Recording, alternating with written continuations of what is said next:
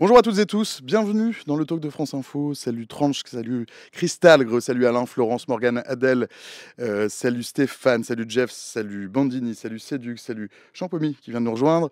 Comme tous les mercredis et jeudis soirs, le stream de France Info, pardon, le Talk de France Info, ça commence très très bien. Le Talk de France Info, c'est les mercredis et jeudis soirs de 17h à 19h. Et dans le Talk de France Info, on fait quoi? On fait un stop au bord de la route sur la bande d'arrêt d'urgence. On coupe le moteur pour aller voir ce qui se passe sous le capot de l'actualité économique, diplomatique, politique, l'actu des sciences, de la tech, du web et des idées, si vous le voulez bien. 2 heures ensemble avec vous dans le chat, pendant lesquelles on va prendre ses baskets pour attraper la marche du monde qui tourne toujours, pas toujours très rond. 2 heures ensemble pour décrypter, dépoussiérer, mettre en perspective et en relief. 2 heures pour mettre de la dimension là où ça semble plat. 2 heures aussi pour mettre de la raison parfois dans les passions. Ce stream, on le fait ensemble. Alors vous posez vos questions dans le chat. Moi, je les passe aux invités. Vous avez le droit de tout dire. Vous avez le droit de râler même. Simplement, je vous demande de le faire avec bienveillance, avec courtoisie. Bref, vous avez le droit de râler, mais vous avez le droit de râler avec le sourire. Et Jérém Alamodé, qui vient d'arriver, est garant de cela avec moi. Au programme de ces 2 heures, de 17h à 18h, les premiers contours du gouvernement que pourrait bientôt réussir à former le nouveau Premier ministre, François Bayrou, avec son lot de questions, des questions qui reviennent et qu'on n'en finit pas de poser, notamment ici, dans le Talk de France Info, depuis le mois de juin. Un gouvernement avec qui? Un gouvernement pour combien de temps? Et un gouvernement pour quoi faire? Ce sera jusqu'à 18h. 18h, heure à laquelle nous irons à Avignon, où les 51 accusés du procès des viols de Mazan ont été condamnés par la cour criminelle du Vaucluse pour viol aggravé sur Gisèle Pellicot. Dominique Pellicot, le principal accusé, écope de 20 ans de réclusion. C'est la peine maximale. Pour les autres accusés, les peines vont de 1 an à 15 ans de prison ferme, avec ensuite des déceptions, parce que pour ces derniers, c'est en deçà de ce qui avait été requis. On fera le point sur ce verdict et puis aussi sur ce que l'avenir retiendra de ce procès hors norme, suivi par le monde entier, historique à plusieurs titres, et c'est ce qu'on verra jusqu'à 19h. Pour l'heure et pour l'instant, il n'est jamais que 17h04, passé de 41 secondes à Paris, à peu près la même heure à Nantes et Saint-Malo, 11h à Washington, et François Bayrou poursuit ses consultations avant de former son gouvernement. Le Premier ministre qui a reçu cet après-midi les présidents de l'Assemblée nationale et du Sénat, Yael Braun-Pivet et Gérard Larcher. Il a aussi convié les présidents de partis, à l'exception de ceux du Rassemblement national et de la France insoumise. Bonjour Marie-Pierre Haddad. Bonjour. Salut Marie-Pierre, tu es journaliste politique chez RTL. Oui, tout à fait. Bienvenue dans le Talk de France Info. À tes Merci. côtés, Hugo Couturier, alias Hugo au Perchoir. Salut Hugo. Salut. Bienvenue chez toi, tu es journaliste sur Twitch, tu animes une quotidienne politique et parlementaire qui s'appelle Hugo au Perchoir, justement. Je suis très narcissique. Et tu es très narcissique, ce qu'on va voir pendant 1 heure. Et tu collabores par ailleurs chez nos copains de LCP qu'on salue. À tes côtés, Justine Faure. Salut Justine. Salut tout le monde. Tu es journaliste politique à TF1.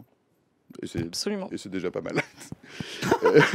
Le nouveau Premier ministre François Bayrou a fait une offre publique de participation au gouvernement, au chef de parti présent à Matignon ce jeudi. En gros, il propose au chef de parti de rentrer dans le gouvernement. C'est pas tout à fait ça. C'est en train d'être démenti par Matignon au moment où on se parle. En gros, François Bayrou n'aurait pas proposé au chef de parti d'intégrer le gouvernement, mais plutôt au parti. Et en fait, je trouve que ça s'intègre un petit peu dans la stratégie qui a été donnée par l'Élysée il y a quelques semaines. Depuis quelques semaines, au moment où Michel Barnier a été censuré, il fallait trouver un nouveau Premier ministre. Et à ce moment-là, Emmanuel Macron et son entourage ont commencé à distiller un petit peu des indices pour dire attention, l'idée n'est pas le qui, mais le quoi. En gros, l'idée n'est pas la personnalité et le casting, mais au contraire, plutôt ce qu'incarne la personne et sur quoi on va pouvoir se baser concrètement, les mesures, etc. Et là, on voit qu'en fait, François Bayrou s'inscrit un petit peu dans la même lignée en disant il n'y aura pas d'histoire de personnalité, il y aura pas, on ne va pas parler, par exemple, de Retailleau ou de Boris Vallaud, on va plutôt parler des idées et des partis. Donc là, c'est un petit peu ce qui est en train de se dessiner, même si... on ne connaît toujours pas le casting et au final, c'est ça qui est le plus important quand même. Oui, non mais c'est paumé quoi, on peut le dire, on est paumé, on voit que le chef de l'État il est paumé, que le Premier ministre il enchaîne boulette sur boulette, donc ça donne pas spécialement envie aux autres aussi de faire des efforts. Donc oui, la situation politique encore plus avec la période de Noël, elle est compliquée. Donc écoute, je sais pas trop où on va pour tout te dire. Est-ce que on va encore enchaîner des censures sur des censures? Après on rappelle que le problème des censures entre guillemets, c'est qu'elles sont limitées quand même les motions de censure pour les députés, c'est-à-dire qu'en fait, il y a 2 possibilités de censurer le gouvernement. Il y a le 49.2 et le 49.3. Le 49.3, c'est quand le gouvernement engage sa responsabilité. Du coup, constitutionnellement, les députés ont le droit de poser une motion de censure. Donc ça, c'est limité. Et le 49.2, c'est ce qu'on appelle une motion de censure, en gros, pour résumer, spontanée, sauf qu'elle est limitée à 3 par député en termes de signature. Et pour qu'elle soit discuté, il faut que ce soit signé par 10% de l'Assemblée nationale. Donc en soi, ils sont 190 au NFP, donc c'est-à-dire que allez, si tu splits, ça fait 3, donc ils ont encore quelques petites possibilités, mais ils vont devoir s'accorder entre eux pour pouvoir le faire. Mathilde Panot avait dit sur LCP que bon, oui, il serait prêt à limite splitter, faire 58 LFI, après une partie de LFI, les écolos, mais ils sont quand même limités constitutionnellement parlant, ils en ont déjà fait une, ils vont sûrement en faire un deuxième pour censurer François Bayrou. Il leur en restera une troisième, donc il va voir si cette deuxième-là va être signée par tout le monde ou juste par 58. On verra après, on fera les comptes après. Qu'est-ce qu'on raconte à la rédaction du service politique de TF1 ? Je rejoins Hugo sur le fait que c'est toujours le flou et qu'on pensait que la réunion d'aujourd'hui allait peut-être apporter un peu d'éclaircie et que là, c'est pas le cas. La méthode avait changé, en tout cas. François Bayrou avait invité tout le monde autour de la table. Peut-être que c'était effectivement avec le souhait d'aboutir à quelque chose. Aboutir à quelque chose, c'était, selon moi, d'abord savoir le quoi, effectivement. J'ai l'impression qu'on n'en sait toujours pas plus et qu'on est toujours bloqué sur le qui. Et en gros, ce qui est un peu, pardon, je rebondis sur ce que tu dis, ce qui est un peu frustrant, ce qui ressort un peu dans les différents camps quand on leur pose la question, c'est que ils étaient étonnés de ne pas avoir plus de visibilité de la part de François Bayrou. Beaucoup qui entretient le flou. Voilà, qui entretient le flou. Beaucoup disent, mais en fait, on ne comprend pas exactement quelle va être sa politique. Est-ce qu'il va abroger la réforme des retraites ? Est-ce qu'il y aura un nouveau projet de loi immigration ? Est-ce qu'il va revenir ou non sur l'assurance chômage ? Est-ce qu'il va s'inscrire dans la foulée, dans la lignée d'Emmanuel Macron ou non ? Et en fait, ça a créé une sorte d'incompréhension notamment à gauche au Parti socialiste, où ils disent mais en fait on ne comprend pas exactement où il veut aller, donc c'est dur pour nous de nous positionner et de venir dire ok c'est bon, on vous assure, il n'y aura pas de censure, on va signer le fameux pacte, je mets des gros guillemets, le pacte de non-censure.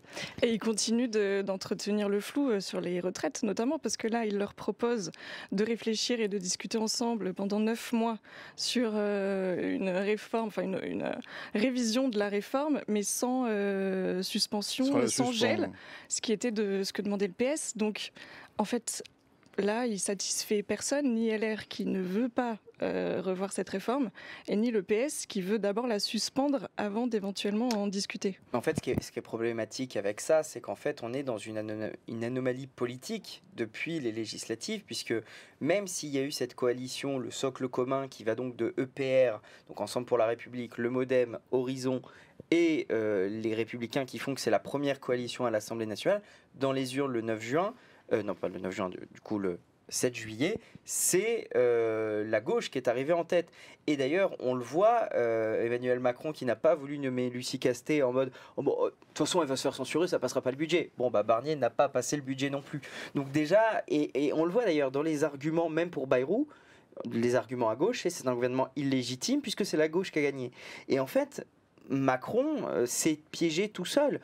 Selon moi, il aurait dû nommer Lucie Castet et après, s'il se fait battre, tant pis pour lui. Mais et saurait évacuer aussi peut-être dès même maintenant, même avant, parce qu'elle aurait sûrement pas passé le discours de politique générale.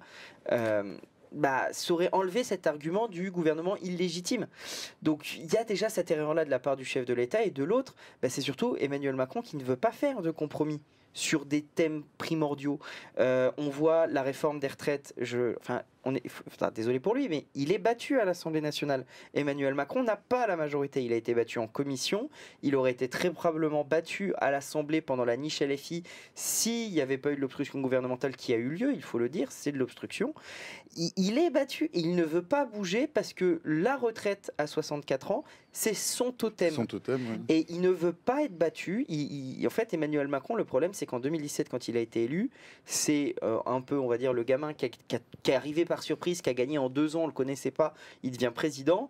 Il a quasiment 400 députés à l'Assemblée, 350 je crois, à l'Assemblée. Il a 350 députés. Il n'a jamais appris à perdre, Emmanuel Macron. Et on le voit, les défaites il n'arrive pas à rentrer dedans. Pareil, la dissolution, il disait ça va résoudre les problèmes, mais en fait ça n'en fait qu'en créer. Et comme Macron refuse d'avancer sur ces totems-là, ça n'y arrivera pas. Et donc c'est là où c'est problématique, oui. Qu'est-ce qu'on répond à... Pardon, je t'ai coupé. Non, ça me fait penser à ce que dit Hugo. On a effectivement l'impression que Bayrou, Bayrou défend un peu le bilan de Macron. Enfin voilà, ils se sont alliés en 2017. Justement, je t'ai coupé, ça tombe très bien. J'allais dire, mais qu'est-ce qu'on répond c'est une manière de vous dire dans le chat qu'on vous lit. Il y a Juan Castroflex, salut Juan, bienvenue chez toi. Cependant, même si tu es un peu aigre et vinaigre, c'est pourquoi les journalistes font-ils tous semblant de ne pas savoir que Bayrou est le premier soutien historique de Macron? On fait pas semblant. Ah bon? Qui fait semblant? Alors, allié n'est pas fidèle. Enfin, je mets un peu. Il a dit premier soutien historique de Macron. Premier soutien historique, effectivement. Fidèle, ça n'a pas toujours été le cas. Mais en tout cas, effectivement, premier allié, avec des idées assez proches. En tout cas, là-dessus, il défend un bilan. Et effectivement, je ne pense pas qu'il aille mettre un gros pied dans la fourmilière et dans la réforme des retraites. Mais ce qui était marrant, c'est que j'étais mardi à l'Assemblée nationale et que des macronistes, figure un peu du parti, avait l'air de complètement se détacher des problèmes de François Bayrou et disait c'est pas notre problème en fait, aujourd'hui c'est eux, donc eux sous-entendu le MoDem, et comme si vraiment ils avaient rien à faire ensemble et on laisse faire, et en fait voilà, il y a ce truc très bizarre de on défend un même bilan mais en même temps on se sent pas trop concerné par les problèmes on l'a des vu autres. pendant le budget de toute façon. Les députés MoDem ont mis des gros bâtons dans les roues à Michel Barnier, notamment sur les taxes sur les super profits. On voit même Gabriel Attal qui a mis lui-même des bâtons dans les roues à Michel Barnier. Alors moi, j'ai pas autant d'accès à l'Assemblée, de contact direct avec les députés en off que vous, mais effectivement, moi, de tout ce qu'on me raconte, c'est que oui, Gabriel Attal a tout fait pour saboter Michel Barnier. Je pense qu'il a pas très bien pris la petite phrase de Barnier lors de la passation, etc. De là à parler de vengeance, je ne sais pas, mais on sent qu'il y a de la rancune, que Attal prépare probablement l'après. Et effectivement, on voit que c'est pas l'ambiance folle, quoi, qui est même à droite. Enfin, on sent qu'on parle de la désunion du NFP, mais bon, j'ai l'impression que dans le centre commun, ils peuvent pas se blairer non plus. Il y a les Philippistes qui font leur chemin aussi, etc., etc. Et je me pose aussi une question un peu, on parle du premier soutien, après, même le premier soutien de Macron, c'est même plus François Hollande de base, hein, mais bon. Mais qu'aurait été le premier quinquennat et le deuxième si Bayrou n'avait pas eu les affaires en 2017? On rappelle, hein, il a été éphémère ministre de la Justice pendant 1 mois, où il est parti. On se demande vraiment... je pense que la suite du quinquennat aurait été totalement différente, et peut-être que ça n'aurait pas été Jean Castex qui aurait été Premier ministre en 2020, mais peut-être Bayrou plus tôt, en fait. Marie-Pierre? Oui, en fait, je rebondis sur ce que tu disais sur ce que pensent les députés macronistes de François Bayrou, mais en même temps, les députés macronistes, ils vont un peu suivre leur chef, et leur chef, Emmanuel Macron, on ne l'entend pas du tout défendre François Bayrou. Ces derniers jours, ça commence de façon assez malaisante, en fait, le début de leur Voire au entente contraire. entre les deux, oui, parce que François Bayrou, normalement, ce que veut la tradition, quand un nouveau Premier ministre est nommé, déjà, il remercie le président de la République au moment de la passation de pouvoir. Là, François Bayrou, il n'a absolument pas dit un seul mot, il n'a pas du tout cité Emmanuel Macron. Ensuite, le Premier ministre, il fait un 20h, donc TF1 ou France 2, pour donner un peu sa vision, ce sur quoi il envisage de travailler. Là, pour Michel Barnier, c'était sur la santé mentale. Et le lendemain matin, il fait un déplacement qui va dans ce sens pour appuyer ses propos de la veille. Donc, évidemment, c'est une tradition, c'est pas fait pour être respecté, tout le monde n'est pas obligé. Mais là, force est de constater que Bayrou, à peine nommé, il s'est très vite affranchi de l'étiquette Emmanuel Macron, parce qu'en même temps, plus il va être collé et associé à Emmanuel Macron, moins il arrivera à faire passer ses idées et à pouvoir aussi les faire accepter dans l'opinion publique. Après, à voir, parce que ce soir, justement, il y a un JT, on va enfin entendre François Bayrou et sa vision, donc on verra ce qu'il a à dire là-dessus. Il est chez qui ? Il est sur, je sais plus qui, je crois que c'est France 2, mais j'ai un doute. On embrasse Voilà. la maison d'en face. Dans le chat, on a besoin que quelqu'un vérifie S'il vous la plaît. grille de France 2, s'il vous plaît, parce qu'on ne sait pas. Et je pense aussi qu'il y a eu un effet depuis la dissolution où les députés macronistes ont un peu perdu confiance en l'État et en l'Élysée, surtout en particulier.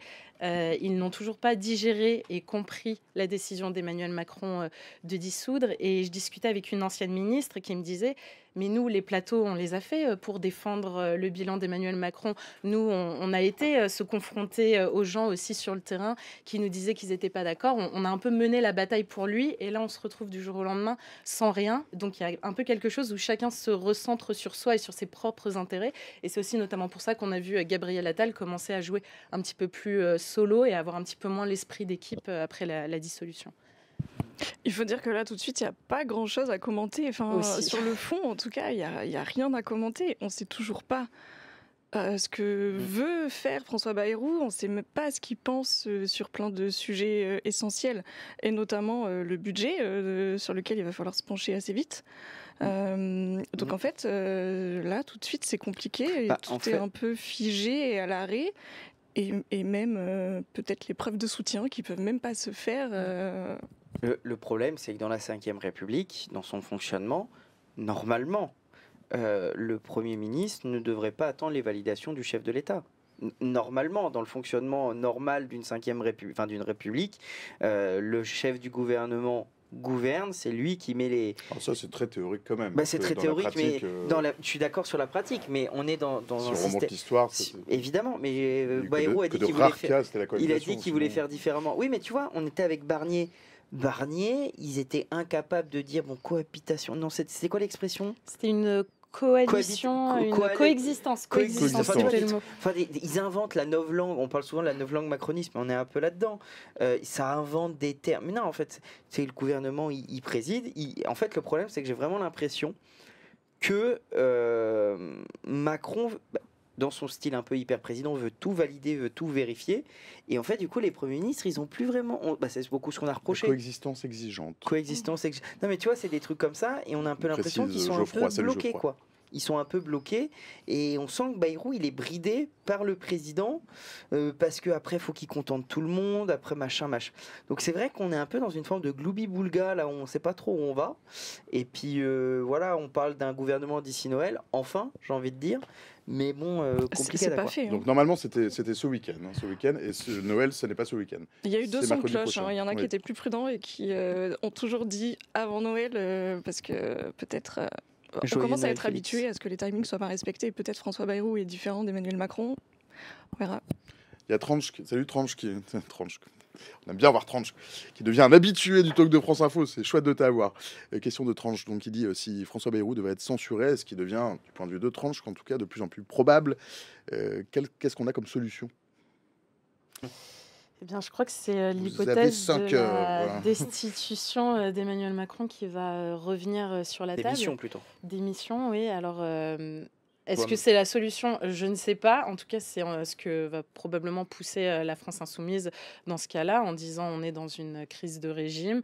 Si aucun Premier ministre ne peut faire voter un budget et passer le cap des 3 mois, 6 mois, là revient la responsabilité en fait du président de la République de dénouer cette situation, donc de démissionner. Sauf qu'on ne pourrait pas dissoudre avant juillet. C'est exactement ce que j'allais dire. Désolé.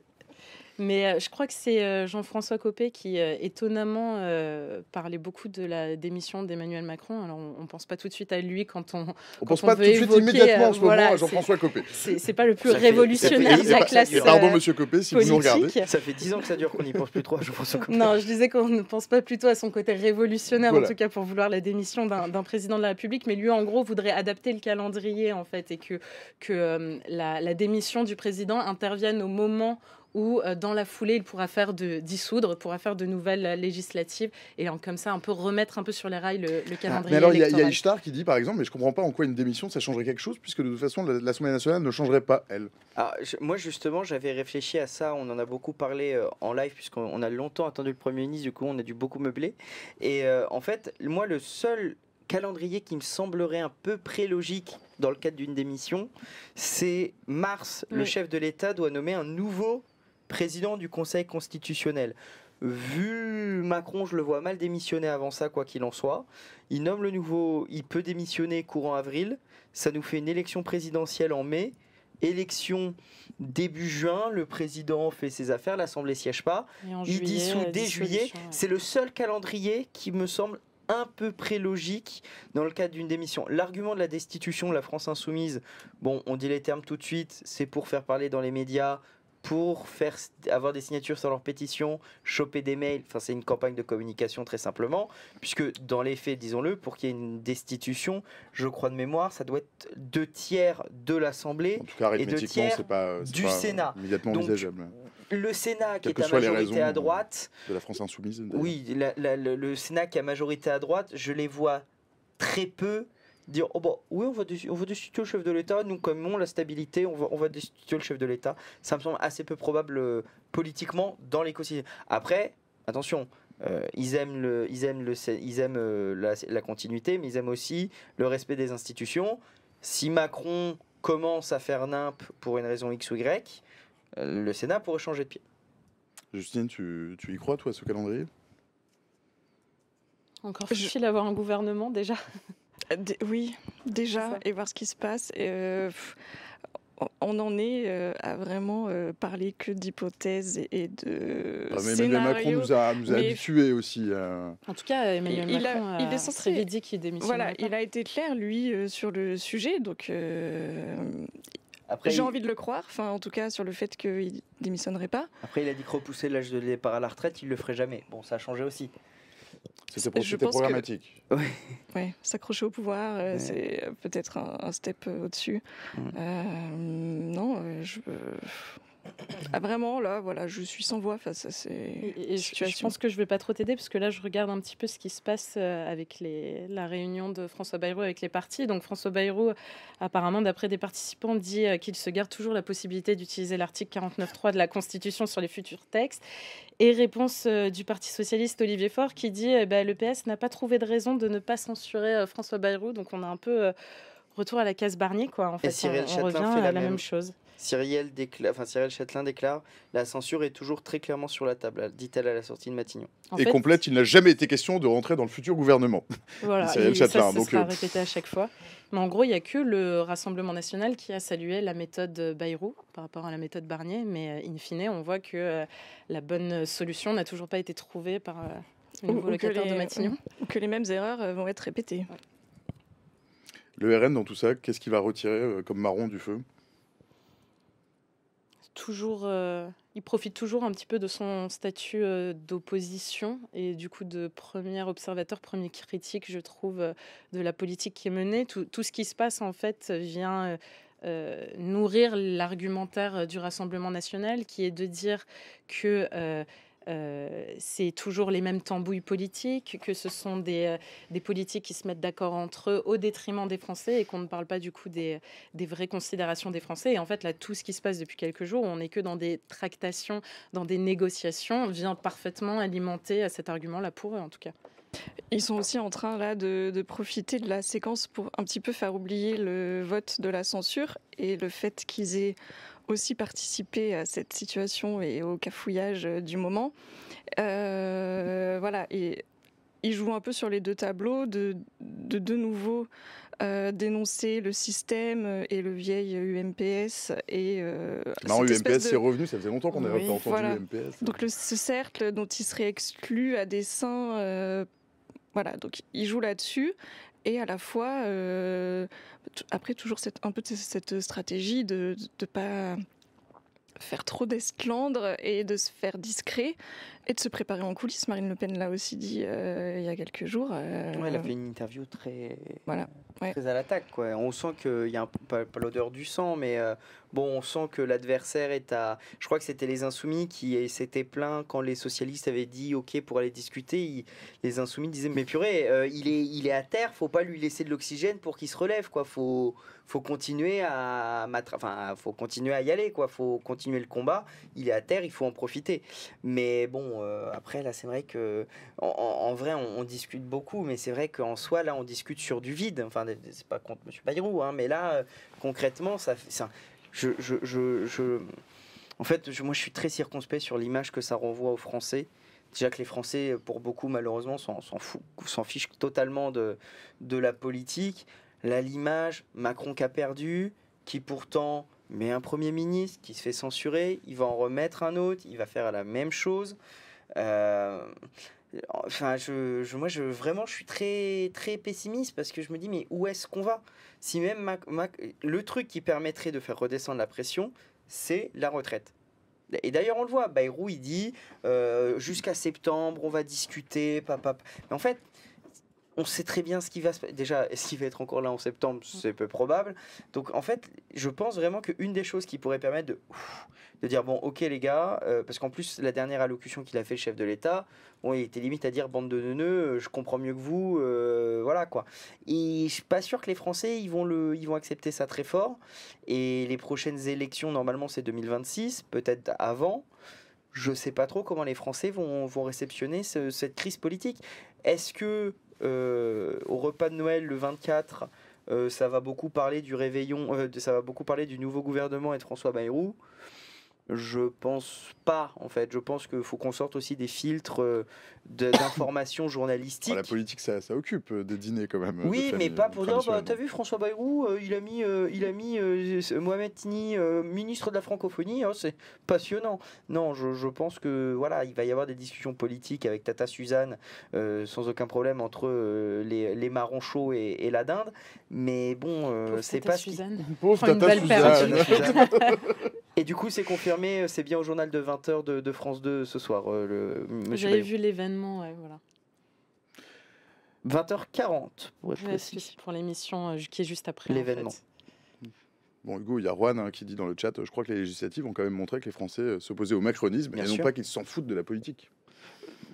Tu regardes tu regardes l'abstention, elle restait quand même importante, hein, donc et il y a eu surtout un sursaut au second tour contre l'extrême droite, puisque moi je rappelle à Juan, que je connais, qui est un habitué de mon chat, je rappelle qu'au premier tour l'extrême droite a fait 11 millions de voix, elle est arrivée en tête au premier tour. C'est parce qu'il y a eu un sursaut républicain contre l'extrême droite qu'il y a eu que le NFP est arrivé en tête. Tu sais, Macron disait ce vote m'engage. En 2017, il avait déjà dit. Et en 2022, c'est la même chose. On avait reçu sur LCP une députée socialiste qui disait mais moi j'ai été élu au second tour en 2024 sur un programme certes, mais il ne faut pas que j'étais aussi élu pour faire opposition à l'extrême droite, que les gens qui ont voté pour moi, probablement pour beaucoup, n'étaient pas sur 100% de ma ligne politique. Et il faut en prendre conscience. Donc les compromis, en fait, ils doivent venir de partout. Sauf que les compromis, quand on voit déjà les insoumis qui tirent un peu la tronche, parce que justement, le programme du NFP, c'est déjà le programme des insoumis en mode un peu édulcoré, et pour un certain nombre, ça les saoule un peu. Édulcorer encore plus le programme du NFP, ça grince des dents à gauche. Édulcorer le programme des macronistes, ça tire des... En fait, personne ne veut faire de compromis. On nous dit il faut retrouver cette culture du compromis, mais personne ne veut en faire, même pas les macronistes. Donc je vois pas trop où on va aller. Et pendant ce temps-là, l'extrême droite se régale en voyant la maison brûler. Je sais pas, le même, tu sais, la petite fille devant la maison qui brûle, c'est Marine Le Pen actuellement. Mais vraiment, elle, on l'entend quasiment pas, Marine Le Pen. Quand elle fait des discours, elle est très virulente contre le chef de l'État, mais on ne l'entend quasiment pas, Marine Le Pen. Elle en profite. Marie-Pierre. Oui, moi je voudrais revenir pour, comme on parlait du Rassemblement national, mais aussi parler de la position du Parti socialiste. À ce moment, il y a quelques semaines, encore une fois, quand Michel Barnier a été censuré, les macronistes avaient un peu une brèche par rapport au Parti socialiste, qui était en gros leur stratégie à certains ministres de dire si on arrive à désolidariser le Parti socialiste du nouveau Front populaire, à partir de là, on affaiblit la gauche. Encore une fois, on est encore dans des stratégies politiques et des tractations, etc. On affaiblit la gauche et on peut réussir à nommer un Premier ministre et à faire en sorte qu'il dure le plus possible dans le temps sans la menace d'une censure. C'est pour ça que Emmanuel Macron, notamment lors de son allocution, a parlé un petit peu, a donné les bases du pacte de non-censure. Donc à partir de là, s'il y avait un engagement qui était pris de la part du chef de l'État de dire « je ne vais pas dissoudre en juillet prochain », l'alliance électorale du nouveau Front populaire ne tient plus. Donc le Parti socialiste peut commencer un petit peu à faire sa vie dans son coin sans être garant et sans devoir rendre des comptes un peu à la France insoumise. Et surtout, le Parti socialiste n'attend que ça, en fait, de ne plus avoir de comptes à rendre à la France insoumise. Mais là, force est de constater que, encore une fois, François Bayrou a échoué et qui pousse aussi le Parti socialiste à revenir vers cette alliance électorale en disant, non, en fait, on ne va pas poser un gage de non-censure alors qu'on n'est même pas sûr de ce qui va être fait sur le fond et on n'est même pas sûr de pouvoir rentrer au gouvernement étant donné que le Premier ministre ne nous convient même pas. Là, j'ai l'impression qu'aujourd'hui, il a essayé d'utiliser une autre technique et une autre méthode pour séparer LFI-PS parce qu'il a donc proposé 3 choses aux participants de la réunion formalisée de tout à l'heure. 1, de participer au gouvernement. 2, de ne pas le censurer, donc, ou 3, en tout cas c'était dans les trucs que j'ai vus. Le 3 est induit en fait par le refus des 2 autres, c'est de rejoindre l'opposition, et l'opposition du RN et de la LFI, donc les 2 fameux partis qui n'étaient pas conviés, que l'exécutif estime ne pas faire partie de l'arc républicain. Donc peut-être que c'est comme ça, là tout de suite, qui va essayer de les piéger en leur disant vous prendrez vos responsabilités, si vous ne voulez pas nous aider, ça voudra dire que vous faites partie du même sac que LFI et que le RN, ce qui est a priori quelque chose de pas très souhaitable. C'est un jeu dangereux quand même. Ouais. Mais du coup, est-ce que c'était ça la stratégie d'aujourd'hui aussi ? Et est-ce que c'est un moyen de bloquer le PS notamment Je me dis qu'il y avait un peu de ça. Mais après, toujours avec la même question de est-ce que est-ce que la Macronie a les moyens de ses ambitions ? Est-ce qu'ils peuvent vraiment se permettre de bloquer le Parti socialiste ? Est-ce qu'ils peuvent se permettre de dire aux Républicains non, on ne veut pas qu'il y ait trop de membres des Républicains dans le gouvernement ? En fait, tout le monde dépend de tout le monde. Donc c'est impossible. Si on tire d'un côté, on se retrouve happé de l'autre. Donc c'est un peu inextricable en fait comme situation. En tout cas, avec un Premier ministre comme François Bayrou. Et il faut sûrement que le Parti socialiste se pose la question du long terme et de ce qu'ils veulent faire en 2027 et de est-ce qu'il faut se détacher maintenant ou pas de LFI ? Est-ce qu'il faut continuer à être dans le giron du NFP et de LFI encore là, ces 2 ans, d'être dans l'opposition pour, je ne sais pas, faire émerger quelqu'un ou est-ce qu'il faut couper directement avec LFI, mais du coup, avec le risque d'être aussi absorbé par cette espèce de bloc central qui veut tout et rien dire aujourd'hui. En fait, le problème de la gauche, c'est quelque chose que j'évoque souvent en live, c'est que la gauche ne peut pas gagner avec Mélenchon, mais elle ne peut pas... Attends, non, c'est l'inverse. Elle ne peut pas gagner avec Jean-Luc Mélenchon, mais elle ne peut pas perdre... Enfin, tu vois, c'est le Mélenchon de Schrödinger, c'est-à-dire que la gauche, actuellement, n'est pas en capacité de gagner avec Mélenchon, mais la probabilité que Mélenchon les empêche de gagner sans Mélenchon non plus, est importante. Donc en fait, c'est là où la gauche est un peu... Et c'est pour ça que tu vois que les socialistes, ils ont pas envie d'aller dans le radeau de la Méduse qui est la Macronie actuellement, parce que la Macronie, désolé pour eux, mais c'est probablement terminé. Il faut le dire, ils sont quand même passés de 350 députés en 2000 seuls, parce qu'il y avait le MoDem à côté aussi, à combien ils sont, 95 je crois, juste les macronistes. Tu as 35 Horizon et tu dois avoir 38 démocrates. Tu rajoutes les LR, mais les LR sont en mode survie. En fait, c'est le problème. La Macronie doit apprendre à accepter la défaite, apprendre à peut-être passer à une cohabitation vraiment. Et s'ils veulent, encore une fois, tu vois, ils mettent Lucie. Moi j'aurais dit, mettons Lucie Castet. Vous voyez ce que vous faites, vous la gardez pas, c'est les députés qui votent, mais il faut accepter. On voit qu'on est bloqué, et le blocage pour le moment, c'est la Macronie, c'est pas les autres. La braconie. Vivement les vacances. C'est un très joli lapsus. Non, mais la Macronie doit apprendre à lâcher du lest, et on le voit qu'ils n'y arrivent pas, ils ne veulent pas.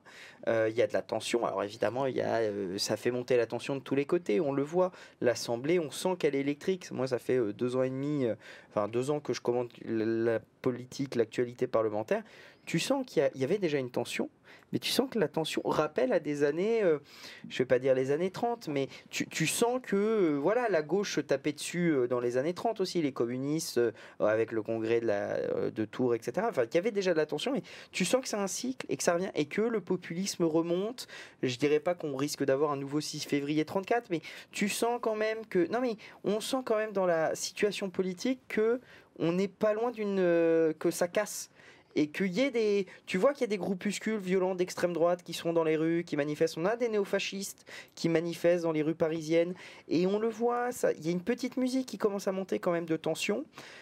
Et pour l'avenir, c'est assez inquiétant. Là, j'ai vu qu'il y a des députés RN qui sont aussi mis en cause, je crois, par Les Jours, parce qu'ils étaient dans un groupe avec des publications très racistes. Enfin, tu sens qu'il y a quand même une petite tolérance. Il y a à l'Assemblée, il y a le RN qui a embauché des collaborateurs ouvertement néofascistes. Je pense à Philippe Schreck qui avait embauché Raphaël Aïma, qui a été viré, Raphaël Aïma, mais qui est un néofasciste dans le sud de la France, etc. Enfin, tu sens quand même qu'il y a cette petite tension, ces petits trucs qu'on laisse passer, mais moi je suis assez inquiet pour l'avenir en vrai avec ça. Peut-être le seul point, l'un des seuls points qui pourrait un petit peu nous permettre de voir la lumière au bout du tunnel, c'est un peu ce que tu disais tout à l'heure, c'est sur la notion de responsabilité. Tout le monde était prêt à appuyer sur le bouton rouge de la censure, mais personne n'était prêt à en assumer les conséquences. Et on a vu que ce soit à gauche, mais aussi surtout au Rassemblement national, cette volonté de dire on ne veut pas être responsable en tout cas du chaos qui a lieu maintenant, lieu. voilà, qui est déjà Et peut-être pas une seconde en fois. place, voilà. Donc là, ce qui pourrait peut-être un petit peu sauver la situation, c'est de se dire refaire la même chose et se retrouver une nouvelle fois responsable. On a vu justement Marine Le Pen et le Rassemblement national ont réussi à ne pas être comptables en gros de cette situation. Donc ça a marché une fois.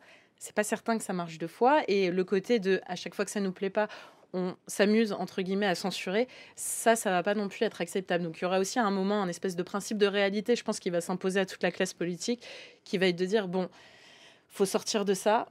Concrètement, vraiment, comment on met les choses en place pour pouvoir sortir, et ça va forcer tout le monde à un petit peu estomper les lignes rouges et à essayer de trouver plus de compromis en tout cas. Il y a Tinku dans le chat, salut Tinku, qui dit en espérant une assemblée qui réussit à passer des textes, est-ce que le blocage, ça n'est pas que sur les sujets politiques où les partis ne peuvent pas lâcher du lest, c'est que ça?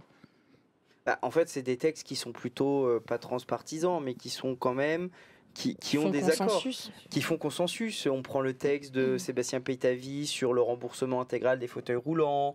En fait, l'une des propositions qui pourrait aller, en attendant la possible prochaine clarification, qui serait une dissolution en juillet, c'est en fait un gouvernement, pas technique, mais en gros un gouvernement qui gouverne qu'à moitié, qui fait l'urgence, qui répond, mais qui prend pas forcément des grandes propositions en Conseil des ministres, mais avec l'Assemblée, parce qu'on rappelle le travail parlementaire, c'est 4 semaines par mois.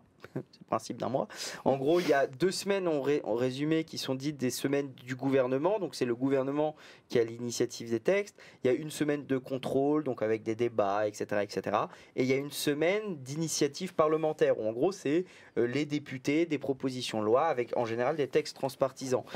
Pourquoi pas tenter jusqu'à juillet de peut-être élargir, que le gouvernement fasse ok, nos 2 semaines, on va déposer le texte via un projet de loi, mais en reprenant la base d'une proposition de loi transpartisane, etc. On peut tenter des trucs. François Bayrou a dit qu'il voulait tester des trucs. Ça, c'est un truc qui peut tenter. Mais le problème, c'est qu'on est dans un moment où on a une nécessité. Les Français ont des nécessités de grands changements, de réduction de la dette. Mais le problème de réduction de la dette, c'est que tout le monde a sa façon de faire et personne ne veut voter la même chose. On l'a vu avec le budget. C'est ce que j'avais dit aussi à Mathilde Panot sur le budget. Elle dit oui, on a réussi à faire adopter 150 amendements. Donc un budget NFP compatible est possible. Malheureusement, probablement pas, parce que comme les députés macronistes savaient qu'il allait avoir un 49.3, ils ne se sont pas mobilisés, et du coup les amendements du RN ou du NFP passaient. Mais si probablement il y avait Lucie Castet première ministre et qu'il y avait un budget NFP qui était proposé, oui, les macronistes seraient en surnombre pour empêcher de voter les propositions, et très probablement que le NFP serait en minorité. Donc c'est un argument un peu tronqué quand on connaît le réalisme, mais qui marche auprès des gens qui ne connaissent pas le fonctionnement du Parlement. Mais voilà, il y a des choses à tenter. On a le projet de loi fin de vie qui devait arriver en février. Est-ce qu'il va avoir lieu à cause du budget? Je sais pas trop. Mais il y a plein de textes transpartisans qui font plutôt l'unanimité, qui sont capables d'arriver. Mais encore une fois, après, il y a le financement, parce qu'on est tous d'accord pour dire il faut faire la paix, il faut faire des bisous, tout le monde doit avoir un salaire. Il faut du fric. Non mais, on prend l'exemple, il faut qu'on trouve, c'est quoi? C'était 60 milliards d'économies, enfin, au tout qu'il fallait trouver, réduire. Là, on est un peu revenu vraisemblablement. Là, François Bayrou annonce que Mayotte, ça serait autour de 5 milliards d'euros. Minimum 5 milliards d'euros. Donc on passerait à 65, peut-être 70 milliards. Enfin, tu vois, le plafond de la dette, on va se le prendre. Il y a le plafond climatique, le mur climatique qu'on arrive aussi. Enfin, on arrive dans un moment où on va devoir choisir entre est-ce qu'on finance la lutte contre le réchauffement climatique ou le remboursement de la dette. Ça semble compliqué de faire les deux. Et visiblement, François Bayrou... C'est contestable, c'est toi qui le dis. Non, mais ça semble quand même compliqué. Ça peut pas être si binaire, c'est ça que je veux dire. Ça coûte cher. Ton propos est de dire que la somme grossit. Oui, la somme grossit, mais au bout d'un moment, la somme, on n'a pas un budget. Nous avons un monde fini, tout comme notre budget, monsieur. Bon, bref, c'était mon imitation de Macron. Allez, salut. Pignoufou qui dit dans le chat, est-ce qu'on n'est pas arrivé à ce que De Gaulle voulait éviter? C'est la République des partis, le gouvernement des partis. Mais en fait, c'est pas si grave que ça, le gouvernement des partis, tant qu'il gouverne. Tant qu'ils gouvernent. C'est cette partie-là de la phrase, je pense. Le problème, c'est que là, ça n'arrive pas à gouverner. Et surtout, c'est pas tant les gouvernements des partis, je pense, c'est aussi cette espèce de tripartisme où il y a 3 blocs avec autant de pouvoir, avec autant une capacité de nuisance égale, on va dire. Et donc, du coup, c'est plutôt maintenant des forces politiques que des partis. Si c'est un parti, c'est encore facile de gouverner avec, parce que dans la logique d'un parti, bah, on a un parti, on a des militants, on a des adhérents, on gagne ou on perd des élections, ce qui nous donne ou pas de l'argent et du poids pour, in fine, accéder au, au pouvoir. Sauf que là, comme on est dans des espèces de plaques tectoniques de forces politiques, bah, on peut, les républicains l'ont parfaitement démontré, ne pas gagner d'élections et se retrouver à gouverner et être dans un gouvernement. Donc, si seulement c'était les partis, ce serait beaucoup plus simple, je pense. Et surtout, on pense parti et on dit tripartisme, alors que si on pense à la gauche, c'est 4 partis en un. Et c'est là le problème, et c'est là que commencent les problèmes. C'est qu'on en a déjà parlé longuement. C'est pas possible de réconcilier PS, LFI sur plein de sujets, et même au sein de la... On peut plus dire majorité, j'allais dire majorité, du camp présidentiel. Du socle commun. Du socle commun. Ouais, c'est pareil. Socle Donc, commun, à l'inverse du NFP, qui n'a pas de programme commun, justement. Et justement, en parlant du socle commun, moi j'ai une interrogation sur Édouard Philippe, qui fait partie du socle commun avec son parti Horizon. On a beaucoup entendu. Et qui est Qu'on déjà a- candidat à la Qu'on n'entend plus présidentielle. beaucoup là. Voilà, qui est déjà candidat à la présidentielle, où on sait que les relations n'ont pas toujours été très, très calmes avec François Bayrou, parce qu'évidemment, entre François Bayrou au Modem et Édouard Philippe avec Horizon, chacun voulait peser le plus possible, et à chaque fois qu'il y avait un gouvernement, on prenait la calculette et combien il y aura de ministres au Modem, combien il y aura de ministres Horizon. Là, depuis la nomination de François Bayrou, eh bien, il y a eu absolument aucune réaction d'Édouard Philippe, pas un seul tweet, en tout cas jusqu'à présent, là-dessus. Et donc de voir lui comment il se positionne aussi, ça n'envoie pas du tout un bon message pour le socle commun. Mais il a je vais quitté- rajouter ce que je disais tout à juste l'heure, un peu. qu'on ne sait même pas si le fameux socle commun soutient François Bayrou, en fait. Aujourd'hui, on ne sait pas qui soutient François Bayrou. Hormis le Modem. Oui. Non, j'avais vu un tweet passer tout à l'heure. Bayrou était présent, je crois. Pas Bayrou. Philippe était présent à La Réunion. Édouard Philippe. Et il a quitté La Réunion en cours pour se rendre au Havre. Donc, même lui, les négociations, visiblement, ça lui passe un peu au-dessus. Je sais pas s'il avait peut-être une réunion à un conseil municipal, peut-être. C'était pour être proche des... Sur le de terrain, de avec ses province. électeurs, sûrement. Mais oui, c'est vrai qu'on est dans un... Enfin, c'est assez inédit, quoi. C'est-à-dire que le premier quinquennat d'Emmanuel Macron, il y a eu quelques crises quand même assez majeures, les gilets jaunes, etc. Mais bon, il avait réussi quand même à peu près à tenir le radeau, j'ai envie de dire. Mais là, le deuxième quinquennat de Macron, désolé, hein, mais c'est emmerde sur emmerde sur emmerde sur emmerde. C'est vraiment impressionnant de voir un peu la déchéance d'Emmanuel Macron, il faut le dire. Le mec, il était appelé un peu le renouveau, vraiment le Kennedy français. Et là, vraiment, le renouveau, moi, c'est pas un secret. En 2017, j'avais 18 piges. Première fois que je vote, je vois Macron, j'ai voté pour lui, c'est pas un secret. Parce que je pensais que, voilà, j'ai cru ce discours de renouveau quand j'ai voté Macron. Et là, je me retrouve avec François Bayrou, Premier ministre, quoi. Et il y a beaucoup de gens qui ne croient plus en la politique. Moi, je comprends des gens qui voient Macron, qui disent on va tout changer, etc. Et on se retrouve avec François Bayrou, Premier ministre. Je comprends que des gens soient un peu dégoûtés de la politique, et c'est aussi notre rôle, mon rôle maintenant aussi et notre rôle, de montrer que bon voilà, certes il y a du bordel, mais il y a aussi des belles choses en politique. Après que tu nous rattrapes, et l'agence France Presse, l'AFP, nous en fait le relais. François Bayrou n'entend pas écarter le RN et les filles de la vie nationale. Donc news de l'hôtel de Matignon.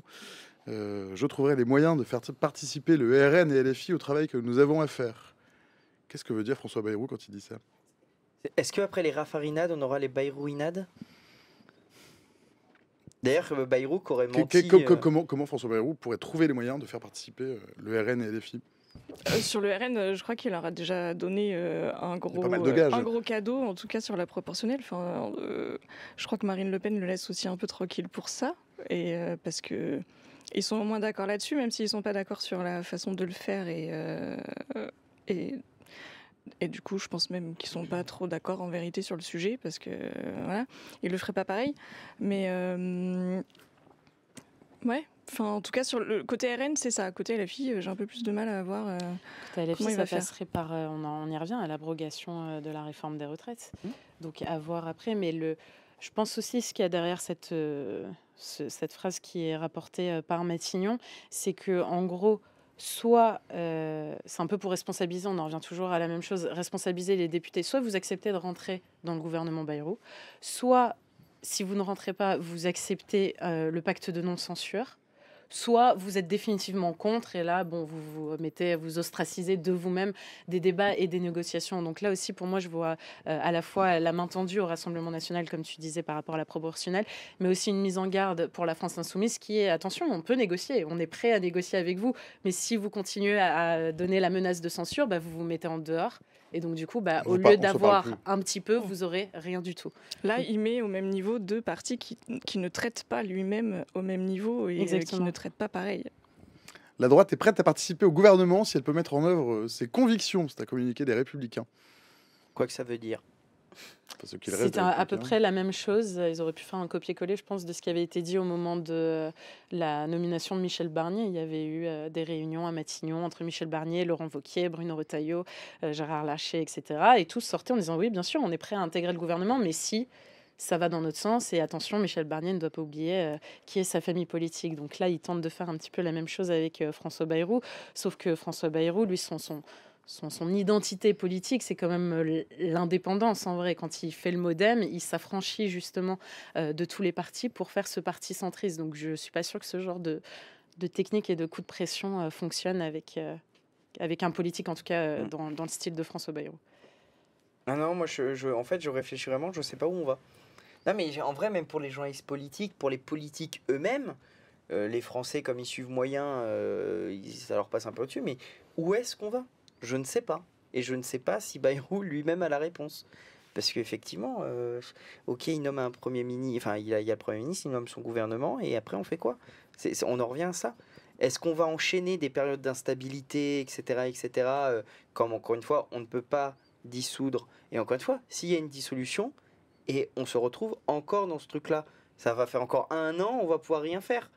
Donc peut-être que là, effectivement, s'il y a une nouvelle dissolution, peut-être que là, la question, effectivement, du président pourrait se poser. Mais même s'il démissionne, on en sera à ce problème de on ne peut pas. Et tant qu'il n'y aura pas de... Parce qu'on dit de compromis, mais de ce qu'on entend, c'est « Ah bah, tu fais des compromis avec moi et je serai content. » Mais en fait, on ne te demande pas tellement de faire des compromis avec toi tout seul.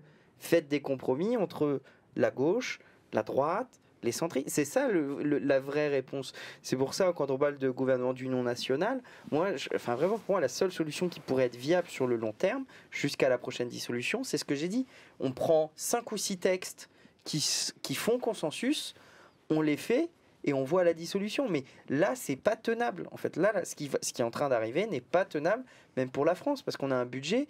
Et dans l'hypothèse où le budget est rejeté, parce que ça, je ne sais même pas si c'est constitutionnellement prévu. Qu'est-ce qui se passe si le budget qui va être présenté, là, le projet de loi budgétaire, est rejeté ?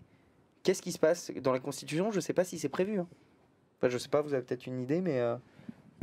J'ai pas envie de dire de bêtises, il me semble que c'est la reconduction mois par mois, du budget 2024, oui, tu sais, au 12e. C'est ça aussi. Oui. Donc ce serait totalement inédit. Voilà, ce qui serait pas du tout adapté à la situation en tout cas. Alors il nous reste 9 minutes, il y a Cristal dans le chat qui est un peu taquin, qui dit Ludo, le mot tabou, la constituante. Et il est vrai qu'à chaque fois, quand on fait un stream d'1 heure sur de la politique, en général, à 17h50, systématiquement, c'est le mot qui revient, mais vraiment c'est très drôle. Et quand elle le dit, c'est faut-il cramer la 5ème République ? Et dans le chat, c'est vrai qu'on depuis quelques minutes, le mot constituante revient. On y croit à cette hypothèse ? François Bayrou a défendu la 6ème République.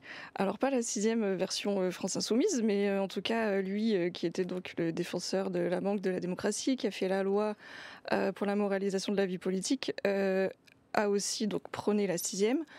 Mais plus sur l'aspect effectivement proportionnel, renouvellement du personnel politique, financement des partis, ce genre de trucs. C'est pas tout à fait la même chose que ce que défend LFI, mais en tout cas, il était prêt à réfléchir à la question et il défendait même une nouvelle république. Sauf que si je me trompe pas, c'est pas le Premier ministre qui décide d'une convocation d'une constituante. faut que ce soit Macron. Et est-ce que Macron, parce que techniquement la Constitution signifierait la fin de son mandat, la fin de sa vie politique, même, enfin vie politique pendant une certaine période en tout cas. Enfin, est-ce qu'il est prêt psychologique, parce que c'est ce que je lis dans beaucoup d'articles, c'est au niveau psychologique visiblement que ça bloque. Est-ce qu'il est prêt à accepter de lâcher le pouvoir avant la fin du terme prévu? C'est toute la question. Avant de nous séparer, je vois que l'heure tourne. Il y en a un dont, alors on va sortir un petit peu du sujet, mais quand même c'est dans l'actu. Il y en a un dont on n'a pas encore parlé, c'est Nicolas Sarkozy. Bonsoir. Nicolas Sarkozy, donc qui est définitivement condamné à 1 an ferme sous bracelet électronique. Il a encore un avenir politique. Ça pourrait être encore le conseiller de l'ombre des Républicains. D'une partie de la Macronie peut-être, où Nicolas Sarkozy s'est terminé. Ça n'a pas marché avec François Bayrou, parce qu'a priori, il voulait mettre plutôt des bâtons dans les roues de François Bayrou, et voilà, depuis une semaine, c'est lui qui est Premier ministre. Je sais que Benjamin Lucas va écrire une lettre au président de la République, qui nous avait annoncé ça hier sur LCP, pour demander expressément au président de la République d'arrêter de ne plus confier aucune mission à Nicolas Sarkozy en raison de sa condamnation. Et c'est sûrement la première et pas la dernière, parce qu'il y a encore de nombreux dossiers sur le sujet. Il y a Mediapart qui sort d'ailleurs un film le 6 janvier sur toutes les affaires avant son procès le 8. Se pose cette question-là. Effectivement, Sarkozy dit je suis innocent. Alors non, Sarkozy, dans cette affaire-là, en tout cas pour la justice française et pour l'État français, est coupable définitivement. Il lui reste la voie de recours. Il lui reste quoi, la CEDH, non? De la Cour européenne des droits de l'homme. Il lui reste la CEDH. Donc si la CEDH... Mais qui n'est pas suspensif. Donc au moment où on se parle, il est définitivement condamné. Se pose la question de la confiance en la vie politique, encore une fois. Effectivement, on sait que Macron aime bien passer par des conseillers parfois un peu occultes. On parle de Bruno Roger Petit, on parle de Thierry Solaire qui a fait des dîners avec Marine Le Pen, etc. etc. On sait les rapports très proches qu'il a avec Nicolas Sarkozy. Est-ce que Emmanuel Macron va arrêter? J'en suis pas persuadé. Et pourtant, en termes d'image, il devrait, parce qu'on a quand même pour la première fois un président de la République condamné par la justice française à de la prison ferme. Alors, il est aménageable, etc. Mais c'est du ferme, hein, ou c'est du sursis? Un an ferme. Un an ferme. Donc condamné à un an. Il n'ira pas en prison. Il n'ira pas en prison, mais il est quand même condamné. Le symbole est quand même fort. Quand même, faut qu'on s'en rende compte. C'est pas anodin ce qui se passe avec Nicolas Sarkozy. Mais en tout cas, ce qui va être intéressant, ça va être d'observer la position des Républicains par rapport à ça, parce que, comme tu le disais, Nicolas Sarkozy déteste François Bayrou, qu'il considère comme un traître, parce que François Bayrou a soutenu François Hollande à l'époque de la présidentielle de 2012. Il a toujours des mots très très très acerbes à l'encontre du président du MoDem et du Premier ministre maintenant. Et du coup, au milieu de tout ça, il faudrait que son ancienne famille politique, dont il tient toujours un petit peu les rênes, puisse intégrer un gouvernement François Bayrou. Donc là, ça va aussi être très compliqué pour Laurent Wauquiez, qui va devoir à la fois contenter les sarkozystes des Républicains et aussi les nouveaux qui n'ont pas forcément eu l'occasion de gouverner, d'être au poste à responsabilité en fait depuis la fin du mandat de Nicolas Sarkozy et en tout cas du gouvernement Barnier. Justine? Oui, non, alors on s'éloigne de Nicolas Sarkozy, mais on n'a pas trop évoqué les LR, effectivement. On a beaucoup parlé de la gauche, on a très peu parlé de la droite, qui est aussi fragmentée. Parce qu'on ne sait pas non plus ce qu'ils veulent faire. C'est pas foufou non plus du côté de la droite. C'est ce que j'allais dire, on ne sait pas plus ce qu'ils pensent. Ça va être très embarrassant. On sait surtout qu'ils ne pensent pas la même chose et qu'ils ne veulent pas la même chose. Et d'ailleurs, on ne sait pas trop ce qu'ils veulent. Ils attendent une feuille de route pour entrer au gouvernement, mais eux, ils ne font pas trop de propositions, si ce n'est une nouvelle loi immigration peut-être. Ils parlent de la valeur travail, voilà. En fait, je pense qu'ils sont tous aussi très contents de ne pas être au gouvernement et très contents d'être loin de cette censure et de pouvoir un peu garder le pouvoir de censurer un gouvernement. Donc personne ne se précipite en disant si moi, par pitié, ouvrez-moi les portes, je veux devenir ministre, quoi. Pas du tout. Mais c'est marrant parce que Macron avait dit, je crois que c'était lui qui avait dit qu'il voulait faire turbuler le système. Non, il avait utilisé cette expression-là. C'est parfaitement réussi en l'occurrence. C'est ça qui est fou. Macron a dit je voulais révolutionner. Enfin, c'était ça, c'était révolution. On a tous besoin d'un Macron dans l'avion. Non mais son titre de campagne en 2007, c'était Révolution. Il a réussi à faire éclater la gauche, il a réussi à faire éclater la droite, Et littéralement, il a fait éclater l'ancien premier parti de droite qui était LR, en faisant faire une partie qui part chez Ciotti, l'extrême droite, et une partie qui va chez lui et ce qui reste. Les socialistes ont eu de la chance d'avoir Faure, qui a quand même tenu la baraque, qui a empêché que ça explose trop. Mais il a réussi à faire... Et en fait, le nouvel UMP, c'est En Marche. Enfin, le centre politique de la droite est passé de LR à En Marche. En Marche, c'est, allez, limite, l'UDF d'avant. C'est-à-dire, c'est le parti. Il nous continue à nous dire le en même temps. Mais non, c'est en même temps de droite et de droite. Et on le voit. On le voit, il y a toujours une petite partie un peu sociale, etc., qui avait déjà l'UDF. Une partie bien à droite, comme Charles Rodwell ou des trucs comme ça, qui sont des députés qui ont des positions très droitières. Bah, en fait, c'est le nouvel UMP, tout simplement. UDF, UMP. On rappelle, l'UMP, c'était la fusion de l'UDF et du RPR. Mais on est un peu sur ce sujet-là, en fait. Y a-t-il un Premier ministre pour sauver Macron, nous dit Margot dans le chat. Il y a 17h57, passé de 45 secondes. Chers amis, c'est quasiment l'heure de nous quitter, mais avant, c'est l'heure du mot de la fin. C'est la patate chaude que je refile à mes invités. Le mot de la fin. Chère Marie-Pierre Haddad. J'ai hâte de regarder un prochain Twitch du talk pour essayer de savoir qui va être au gouvernement et si François Bayrou va réussir à réussir sa mission et s'il va être l'homme de la situation. Ouais. Je remets ça du coup. J'ai hâte de t'avoir comme voisine, chère Marie-Pierre. Cher Hugo, le mot de la fin ou le mot de la suite? Le mot de la suite, merci le service public. J'aime le service public. Moi aussi. On aime le service public. Non, mais j'y pense par rapport aussi à ce qui se passe à Mayotte très rapidement. Gros soutien aux équipes de Mayotte la première qui est en difficulté là dernièrement, qui ont des problèmes techniques. Donc grosse force aux équipes de l'antenne de Mayotte la première. Et puis bon courage aux Français pour ces fêtes. Bon courage à François Bayrou pour faire un gouvernement. Et petit mot pour la patate chaude du sujet d'après. Et merci Gisèle Pellicot. Bravo. Enfin bravo. Merci beaucoup. Justine Faure, le mot de la fin. Moi, j'ai hâte de savoir ce qui nous attend et j'aimerais bien avoir une liste de noms, qu'on sorte un peu du flou, parce qu'on a beaucoup parlé de... Je crois que ce qui ressort de cette heure, c'est que tout est flou et qu'on ne sait pas où on va. Et que voilà, je n'ai plus d'idée de sujet, je ne sais plus quoi écrire. Vivement les vacances. C'est vrai qu'on tourne un peu en rond depuis le mois de juin. Il est... Ah zut, il est presque 18h sans merdant. Tu veux que je meuble Non, c'est bon, allez, 17h59, passez 2 secondes. Merci Hugo, merci Justine, merci Marie-Pierre. Je vous fiche dehors, merci de vous être transporté au 116 avenue du Président Kennedy à une heure où c'est pas facile de circuler à Paris. Revenez quand vous voulez si l'exercice vous a plu, c'était un plaisir de vous avoir. Nous quittons les pérégrinations, les intrigues de l'hôtel de Matignon pour filer à Avignon. Après 3 mois et demi d'un procès historique qui a bousculé la société, la cour criminelle du Vaucluse a rendu ce matin son verdict. Les 51 accusés sont tous reconnus coupables, aucun acquittement n'a été prononcé.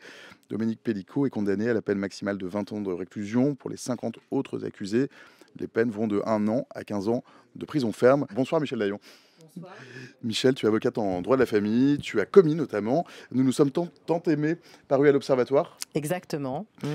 Et à tes côtés, Victorine de Oliveira, journaliste, chef de rubrique à Philosophie Magazine. Bonsoir. Bonsoir à toutes les deux. Vous avez de l'eau, n'hésitez pas à vous servir. Il fait un petit peu chaud dans le studio. Merci. C'est avec une profonde émotion que je m'exprime aujourd'hui devant vous. Ce procès était une épreuve très difficile. Réagissait tout à l'heure Gisèle Pellicot. Après l'annonce du verdict de la Cour, on écoute Gisèle Pellicot. C'est avec une profonde émotion que je m'exprime aujourd'hui devant vous. Ce procès a été une épreuve très difficile. Et à cet instant, je pense en premier lieu à mes 3 enfants, David, Caroline et Florian. Je pense également à mes petits-enfants, parce qu'ils sont l'avenir, et c'est aussi pour eux que j'ai mené ce combat, ainsi qu'à mes belles-filles, Aurore et Céline. Je pense aussi à toutes les autres familles touchées par ce drame. Je pense enfin aux victimes non reconnues, dont les histoires demeurent souvent dans l'ombre. Je veux que vous sachiez que nous partageons le même combat. Je souhaite exprimer ma gratitude la plus profonde à toutes les personnes qui m'ont soutenue tout au long de cette épreuve. Vos témoignages m'ont bouleversée et j'y ai puisé la force de revenir chaque jour pour affronter ces longues journées d'audience. Je remercie également l'association d'aide aux victimes, dont le soutien sans faille m'a été inestimable. À tous les journalistes qui ont suivi cette affaire depuis son origine, je souhaite exprimer ma reconnaissance. pour le traitement fidèle, respectueux et digne dans lequel ils ont rendu compte quotidiennement de ces audiences. À mes avocats, enfin, ils savent toute la reconnaissance et l'estime que je leur porte pour m'avoir accompagné à chaque étape de ce douloureux parcours. J'ai voulu, en ouvrant les portes de ce procès le 2 septembre dernier, que la société puisse se saisir des débats qui s'y sont tenus. Je n'ai jamais regretté cette décision. J'ai confiance, à présent, en notre capacité à saisir collectivement un avenir dans lequel chacun, femme et homme, puisse vivre en harmonie, dans le respect et la compréhension mutuelle. Je vous remercie. Azuki, dans le chat, parle d'un courage incommensurable. C'est ça ce qu'elle vient de dire, Gisèle Pellicot, avant qu'on parle du verdict. Qu'est-ce que vous retirez là de ce qu'on... J'ai tenu à ce qu'on mette l'ensemble de son intervention, qui était longue, mais en fait qui est très émouvante par ailleurs. Tu l'as dit ou vous l'avez dit, je ne sais pas si on se On tutoie. peut se tutoyer comme vous voulez. Moi, je veux bien tutoyer. Ok, donc tu l'as dit en introduction, ce qui frappe là, c'est l'émotion. En réalité, c'est 3 mois de procès qui ont été traversés d'énormément d'affects et en premier lieu, je crois, l'émotion. Très personnellement, et je pense que c'est pas que mon cas, hein, mais ce procès a fait l'objet d'énormément de discussions au cours de dîners, d'apéros, de verres, voilà, dans la sphère personnelle. Ça n'a pas juste été un objet journalistique à couvrir de façon neutre et impartiale. D'ailleurs, c'est plutôt sympa. Là, Gisèle Pellicot, elle remercie le traitement des journalistes. C'est tellement rare que, enfin voilà, c'est tellement rare que Oui, je dirais quelqu'un qu'à la limite, elle est salue plutôt sympathique parce que bon, elle remercie la bienveillance de tout le monde. Ça a été très très dur pour elle et c'était même assez violent pendant plusieurs séquences, quoi. Effectivement. Et donc, cette émotion, on l'a senti vraiment, ça a traversé, je crois, toute la société, mais ça a traversé surtout les femmes, clairement. Moi, j'ai eu énormément d'amis qui m'ont dit, c'est pas seulement que le sujet les intéressait, mais c'est que ça les prenait aux tripes, vraiment. C'est quelque chose qui nous a toutes vraiment renvoyé soit à des traumatismes, soit à des histoires personnelles, et qui donc n'était pas un simple fait divers. Voilà. Michel Dayan. Alors, ce qui est, je ne connais pas Gisèle Pellicot et je me refuse comme avocate, d'une façon générale, de ne parler de ce que je ne connais pas, surtout quand il s'agit d'une affaire judiciaire. En revanche, on en connaît ce que les journalistes ont manifestement, remarquablement retransmis de ce procès. Évidemment, quand on est avocate, quand on est une femme, quand on est un citoyen, un homme aussi, on s'intéresse à un procès d'une telle envergure qui raconte tellement de notre société, de ce qu'elle était, de ce qu'elle est et de ce qu'elle est en train de devenir. Moi, ce qui me frappe d'un point de vue personnel, émotionnel et intime concernant Madame Pellicot, c'est de réussir à transcender une douleur.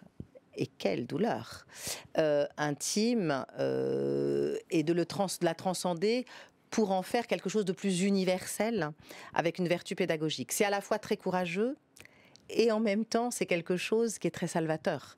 Parce qu'en réalité, le seul moyen, souvent, des victimes de s'en sortir, et nous on le voit dans nos cabinets, des victimes de violences conjugales, de viols et des victimes en général, c'est d'en porter ensuite à un plus large niveau la voix, une vertu pédagogique et d'aider les autres parce que on se répare en réparant aussi les autres, je crois. Donc le courage, bien sûr, le courage de pouvoir faire ça, mais c'est aussi, à mon avis, une façon de se guérir et c'est une façon remarquable de se guérir parce qu'elle est utile à tout le monde. Après, d'un point de vue qui dépasse l'intime de Madame Pellicot, encore une fois, une femme que je ne connais pas, et je vous rejoins, ça a permis d'en parler, déjà.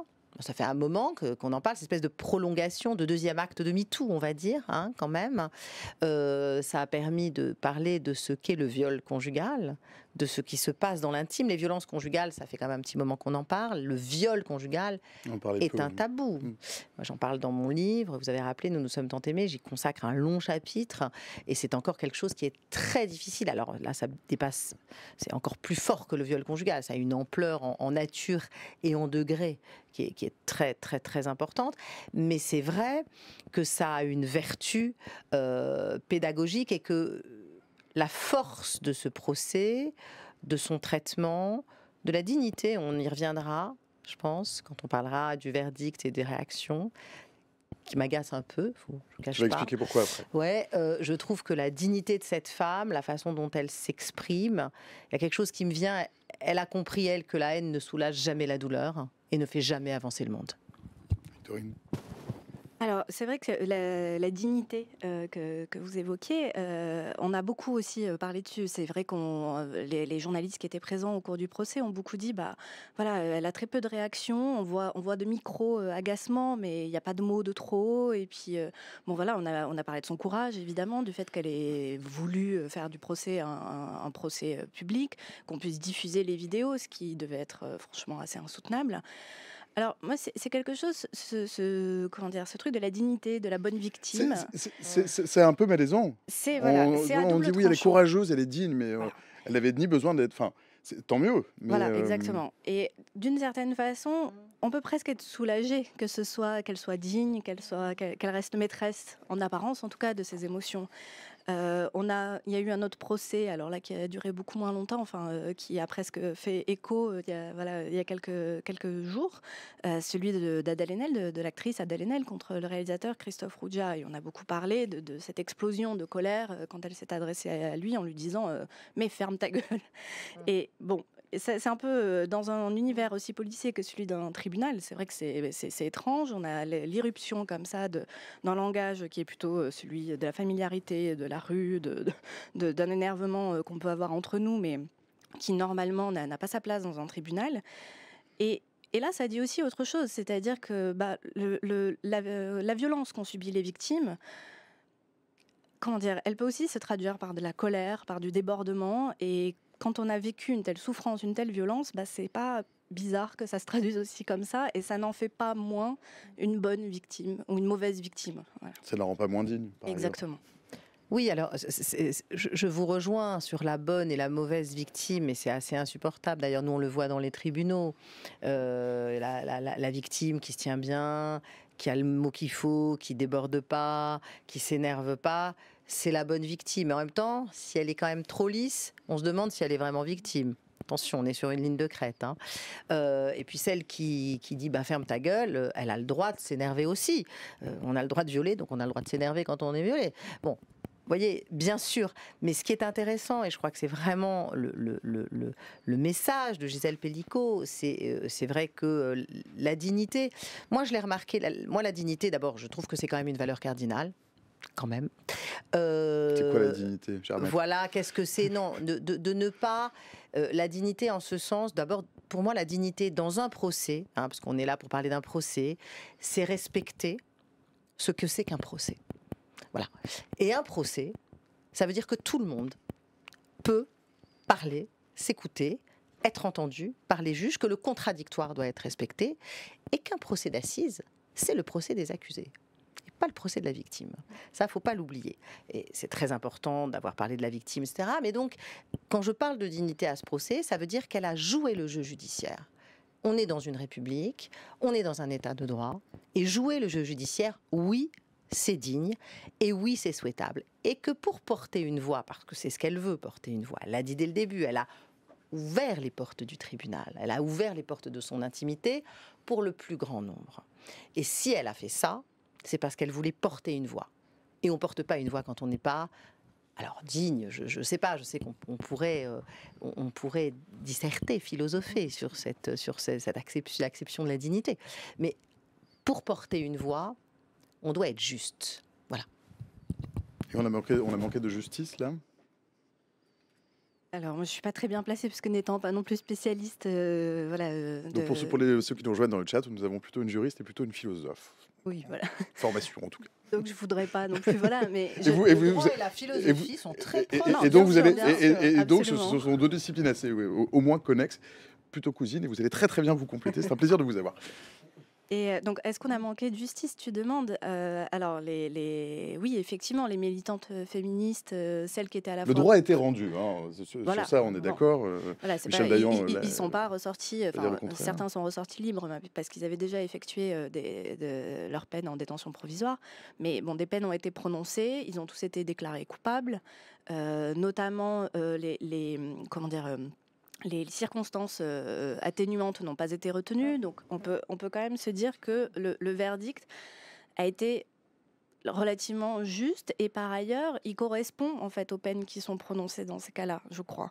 Donc certes, les peines prononcées ont été inférieures à ce qui était requis, mais voilà, c'est ce qui se fait en général. Et bon, on attendait énormément de ce procès.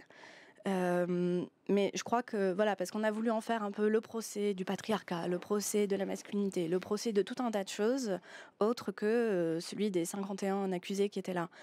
Et évidemment que c'était intéressant de soulever toutes ces questions sociales, philosophiques, etc. Mais je crois que c'est aussi, très ambitieux et un peu naïf de se dire qu'un seul procès va régler tous ces problèmes gigantesques, même si ça a duré 3 mois, et encore une fois, il y a une couverture médiatique exceptionnelle.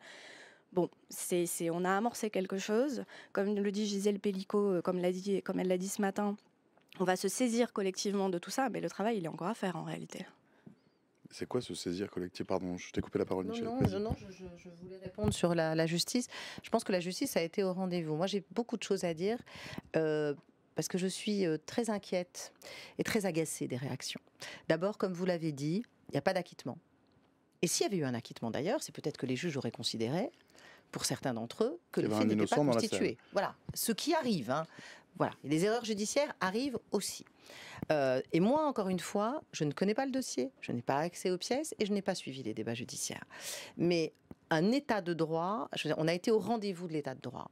La justice, elle a été rendue. Il y a eu, et je crois que ça peut satisfaire les militantes féministes et les citoyens en général, on a considéré que lorsqu'un mari donne le consentement de sa femme, ça ne vaut pas le consentement de sa femme, parce que c'est quand même ça qui est surréaliste. C'est l'idée qu'un homme puisse donner le consentement de sa femme. Et à cet égard-là, la justice a été remarquablement au rendez-vous. Je pense qu'il faut le saluer. De la même façon, on a considéré la soumission chimique. C'est quelque chose dont on entendait très peu parler. C'est extrêmement important parce que moi qui pose depuis des années des questions systématisées, protocolées dans mon cabinet sur les violences, quand une femme vient divorcer, soit elle subit des violences, etc., des violences sexuelles, hein, je n'ai jamais posé la question, est-ce que vous avez eu le sentiment parfois, et les médecins, j'espère, le feront maintenant, parfois d'être dans un état qui n'est pas le vôtre, sans avoir pris forcément la veille un somnifère, etc. Ça veut dire que ça nous apprend une possibilité, hélas, de plus, de pouvoir violer. Et donc de pouvoir passer outre le consentement. Donc je pense qu'à cet égard, la justice, elle a été au rendez-vous de ce qu'elle nous a appris, de ce que sont les peines, de ce que sont en tout cas, oui, le fait qu'ils aient été déclarés coupables. Après, n'oublions pas que M. Pellicot a pris 20 ans, 20 ans de réclusion criminelle. Alors quand j'entends féministe ou pas, parce que c'est pas un blanc-seing d'être féministe, ni d'être une femme. Il y a des femmes qui racontent n'importe quoi, il y a des hommes qui sont de remarquables féministes. Donc voilà, et pourtant c'est une féministe avocate qui vous dit ça. Quand j'entends des femmes cracher, enfin je veux dire, il y a quand même des gens qui sont sortis du tribunal, des avocats qui se sont fait bousculer, des avocats des violeurs entre guillemets, des femmes dire c'est pas assez.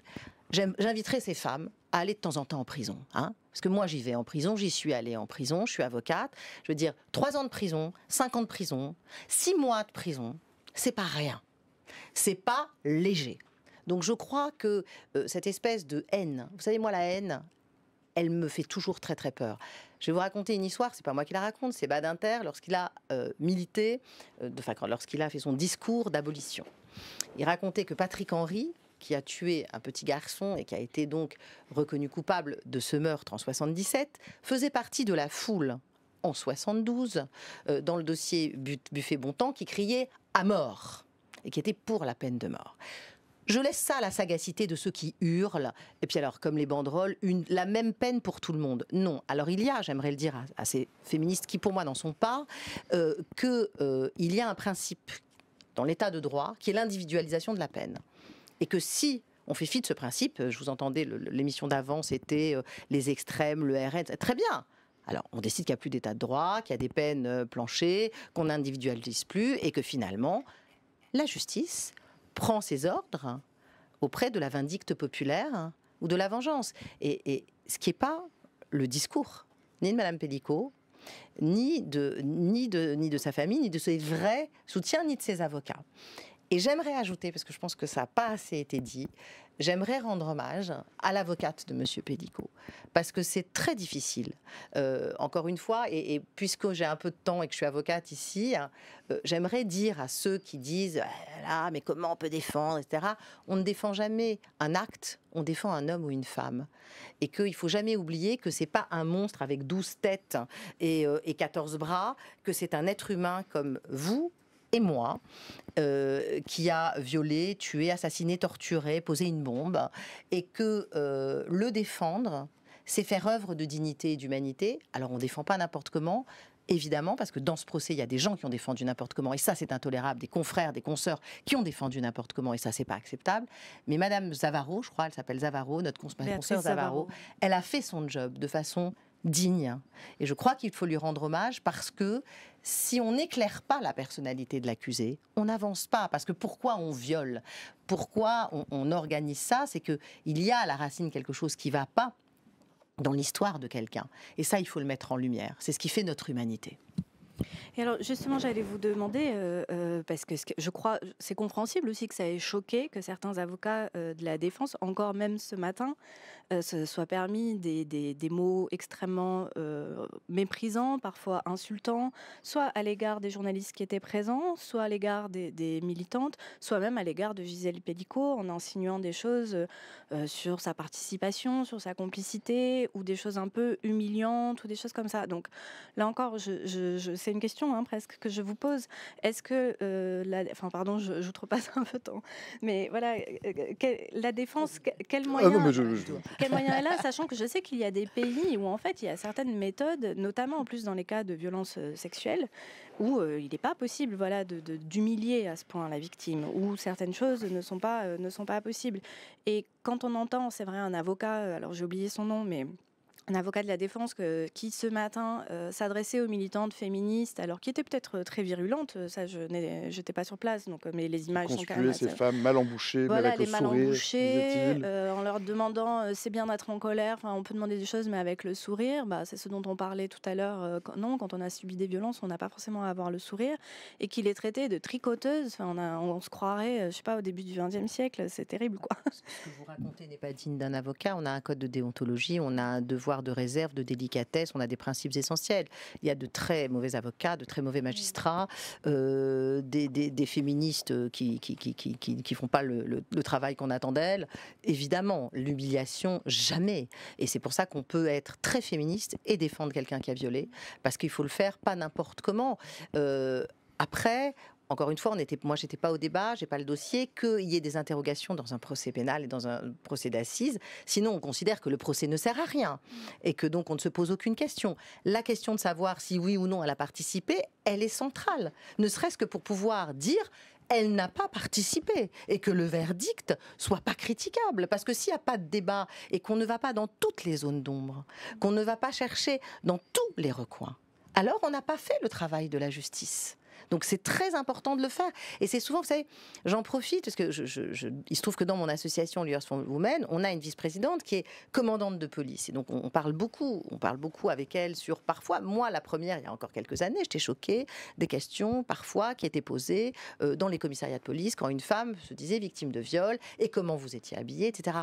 Sauf que cette commandante de police qui est non seulement féministe, mais qui lutte chaque jour contre les violences faites aux femmes, elle explique que toutes ces questions, elles vont être posées à un moment donné, qu'elles font partie aussi de la manifestation de la vérité, ne serait-ce que pour avoir, vous savez, un procès, une enquête, surtout quand il s'agit de viol et que donc c'est dans l'intime. Alors là, on a des vidéos, mais bon voilà, c'est important d'avoir les éléments. De la même façon que lorsqu'il y a à la brigade des mineurs sur les maltraitances ou sur les incestes, vous avez vu tous le film Police, on doit poser des questions sur la sexualité de chacun.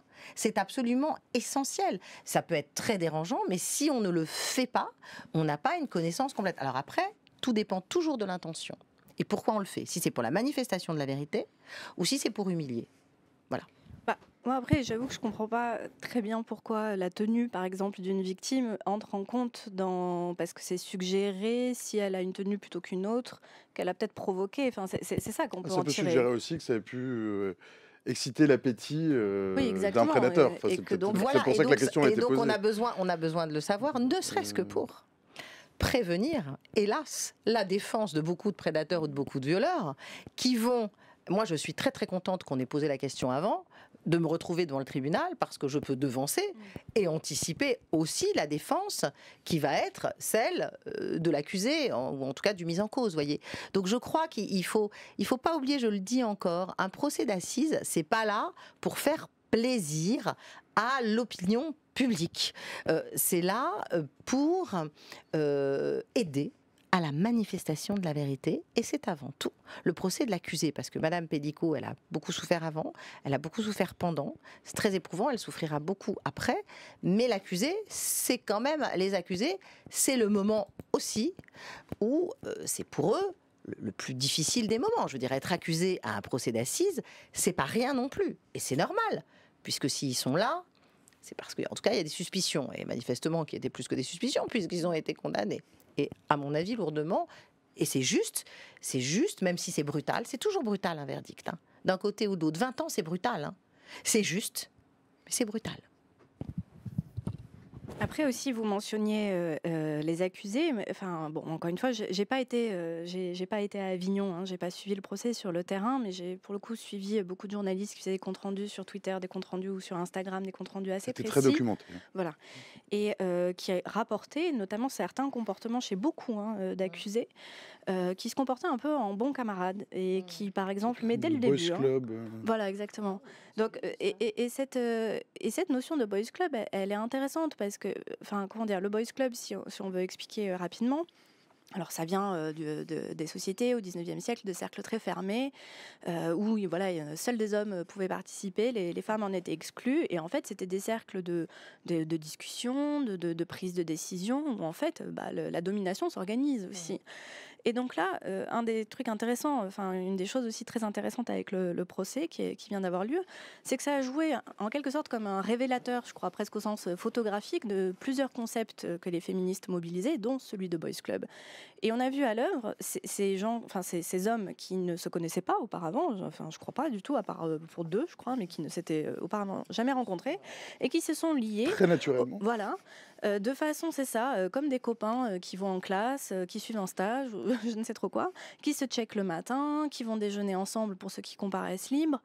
Donc, moi, je comprends que ça puisse aussi choquer, que ça fasse un effet quand même très bizarre. Et voilà, ça n'enlève pas le choc que le verdict puisse avoir, le choc qui ait pu être le procès, la souffrance que ça... Enfin, comment dire, ouais, en tout cas, la difficulté que ça ait pu poser, et sans parler de leur entourage qui a été aussi mobilisé, etc. Mais voilà, je me disais que il y a d'autres concepts comme ça qui ont été, j'ai l'impression... j'allais dire vérifier, c'est peut-être un grand mot, mais en tout cas celui de Boys Club, je me dis là, voilà, on a eu une manifestation, et c'est quand même assez rare d'avoir comme ça une vérification ce qui peut apparaître une théorie presque, et d'avoir une vérification matérielle, quoi. Oui, ça nous rappelle un peu le procès Amber Heard et Johnny Depp, où tout d'un coup, sur la toile, comme ça, les masculinistes étaient aux anges. Mais j'ai envie de dire aussi, qu'attendre d'hommes, quel que soit leur milieu social, qui sont allés violer, hein, parce que maintenant c'est une vérité judiciaire, donc on peut le dire, qui ont violé une femme endormie, avec le consentement et sur invitation de son mari. Ça raconte tellement quelque chose sur l'irrespect de la femme en général et de l'humain en particulier, que qu'ils soient dans un esprit grégaire, se réchauffent entre eux d'une façon qui nous dégoûte en réalité, il faut le dire. C'est misérable, et si c'était pas misérable, c'est même d'une violence inouïe en réalité, parce que moi je crois quand même, alors j'ose espérer qu'il y a quelques rédemptions quand même. Je suis avocate, alors sinon j'arrêterai tout de suite ce métier. Je crois en l'homme et en la femme, je crois que l'être humain peut devenir meilleur. Je dis à l'attention de celles et ceux qui pensent que le verdict n'est pas assez lourd, que la prison n'a jamais aider personne à prendre conscience de quoi que ce soit. C'est la première question, je ne l'ai pas posée tout de suite parce qu'on oui. n'y était pas encore, c'était la première question qui était posée dans le chat. Mais jamais le problème de la prison... Est-ce que dans le cas des violences sexuelles, la prison sert à quelque chose?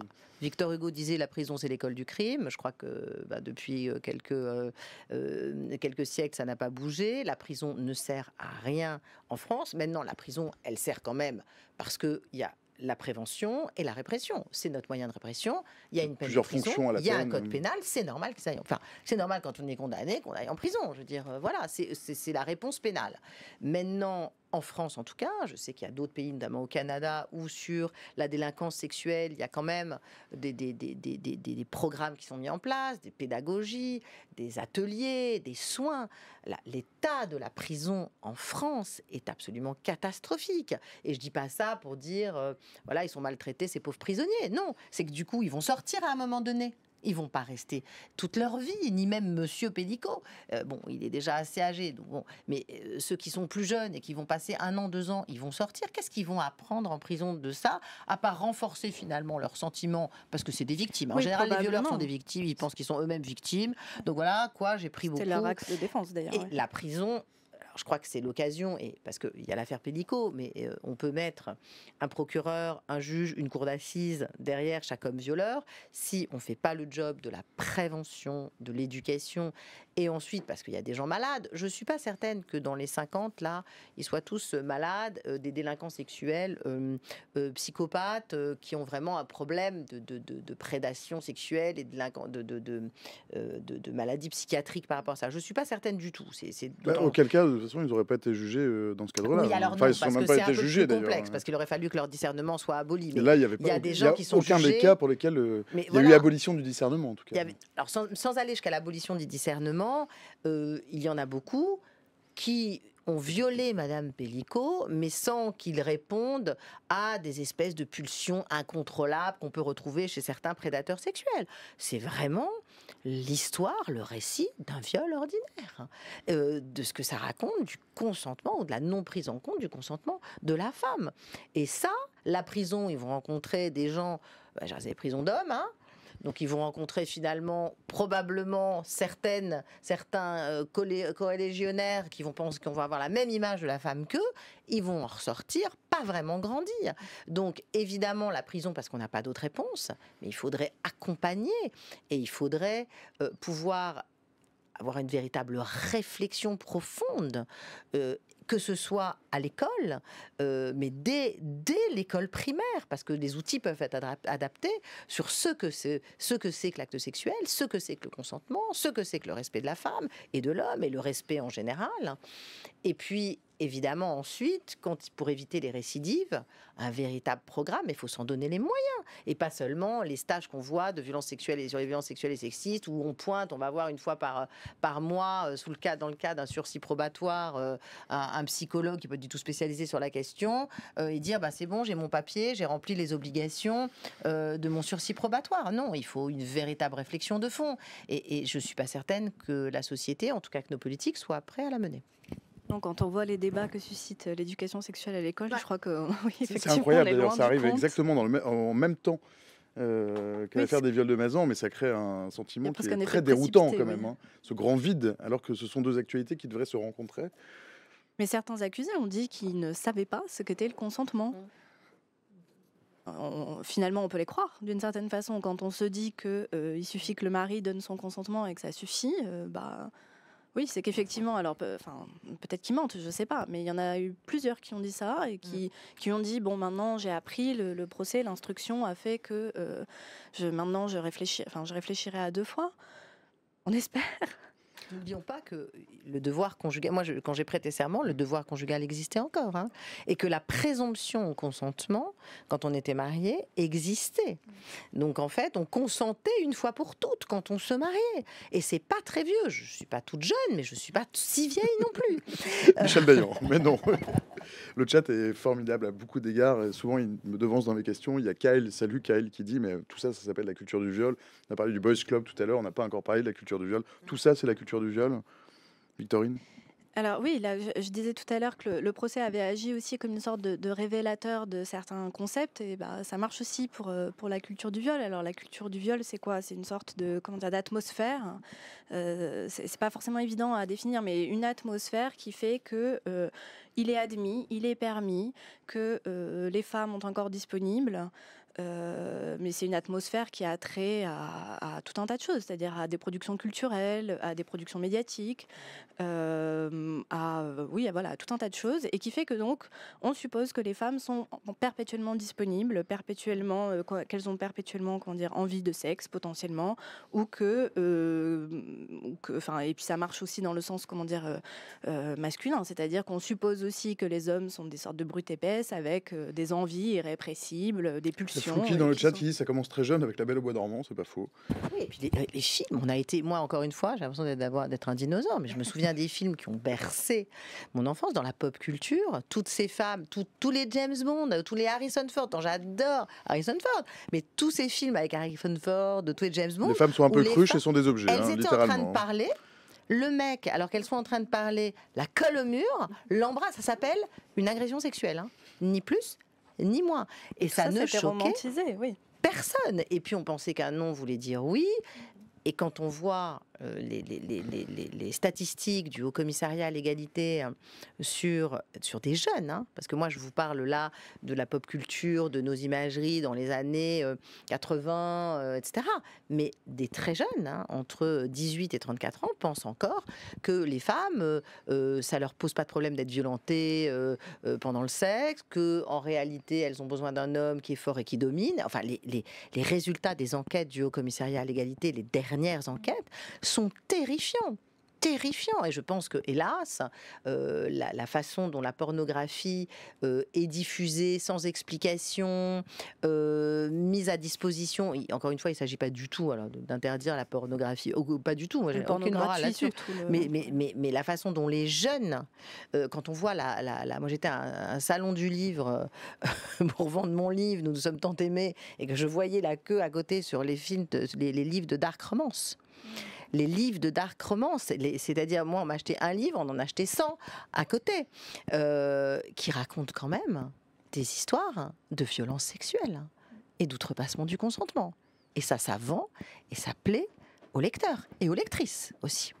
Mais c'est pour ça qu'il y a un vrai enjeu de proposer d'autres types de narration. Alors bon, que ces dark romances existent, on va pas les enfin, alors ce serait mieux. C'est qu'il y a une demande. C'est voilà, pas forcément l'offre qui entretient la demande. Enfin, voilà, il y a une espèce de point de patinage. On peut aussi, en fait, l'idée, mais c'est tout le débat qu'il y a aussi autour de la cancel culture. Il n'est pas question de cancel quoi que ce soit, d'interdire, mais même on peut.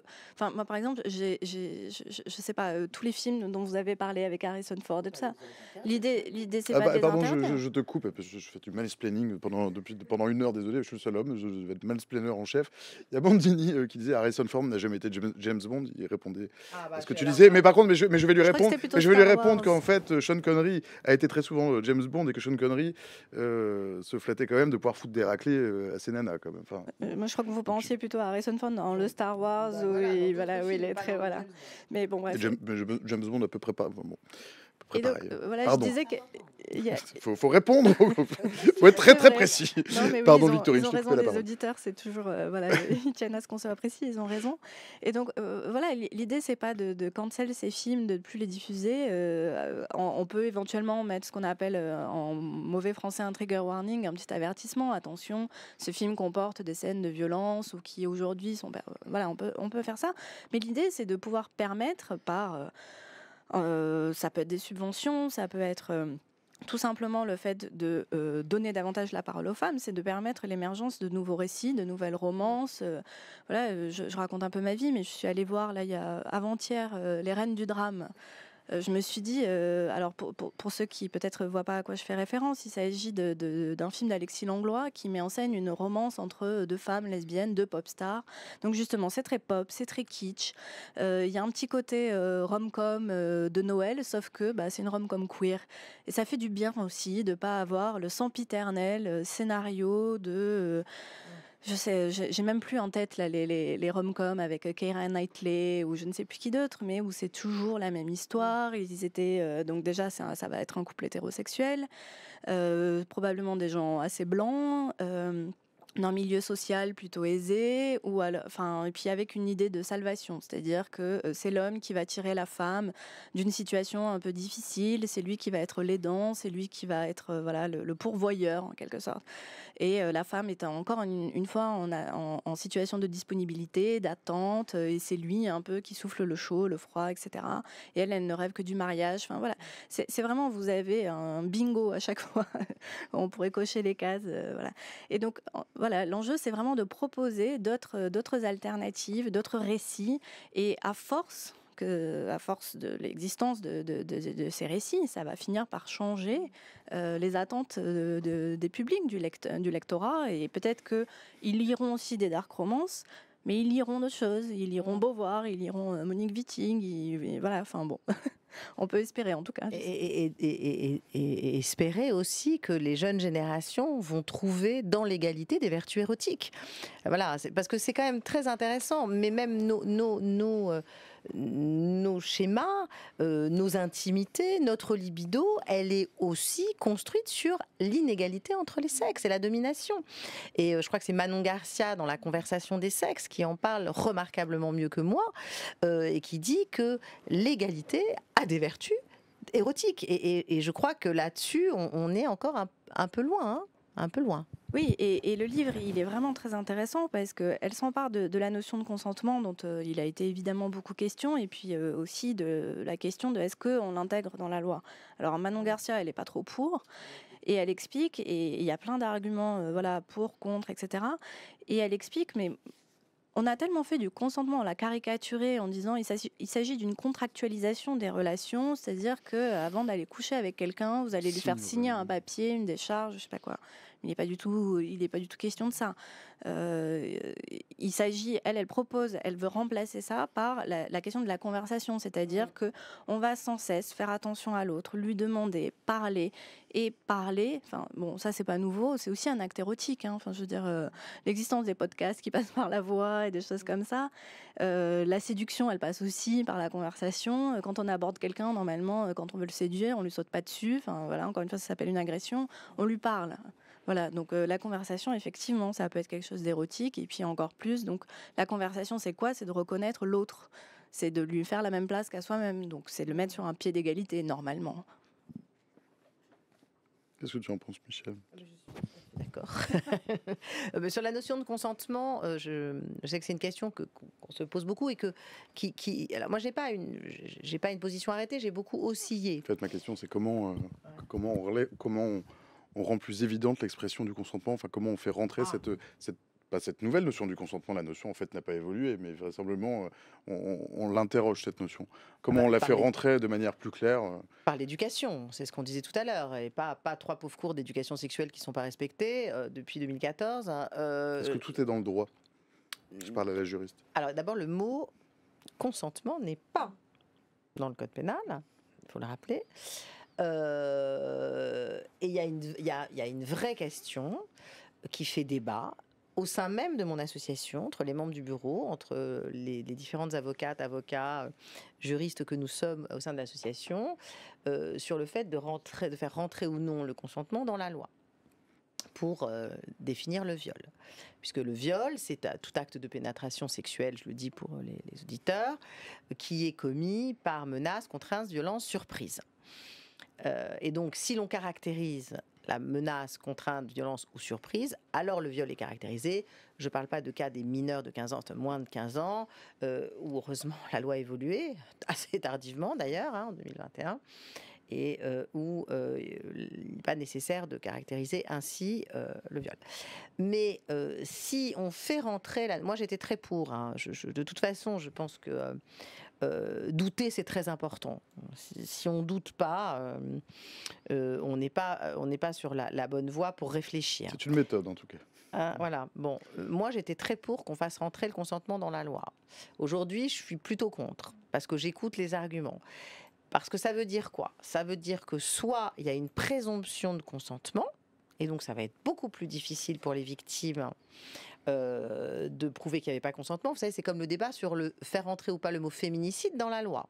Moi, j'étais très pour au départ, puis je me suis dit, mais alors attends, ça veut dire, déjà c'est une circonstance aggravante de tuer sa femme parce que c'est son conjoint, sa conjointe. Si on fait rentrer le mot féminicide, il faut prouver qu'on a tué une femme parce qu'elle est femme. Ça va être beaucoup plus difficile et donc ça va être contre-productif et ça va finalement desservir les victimes. Et ben c'est un peu pareil pour le viol. Ou alors on décide que en réalité il y a présomption de non-consentement.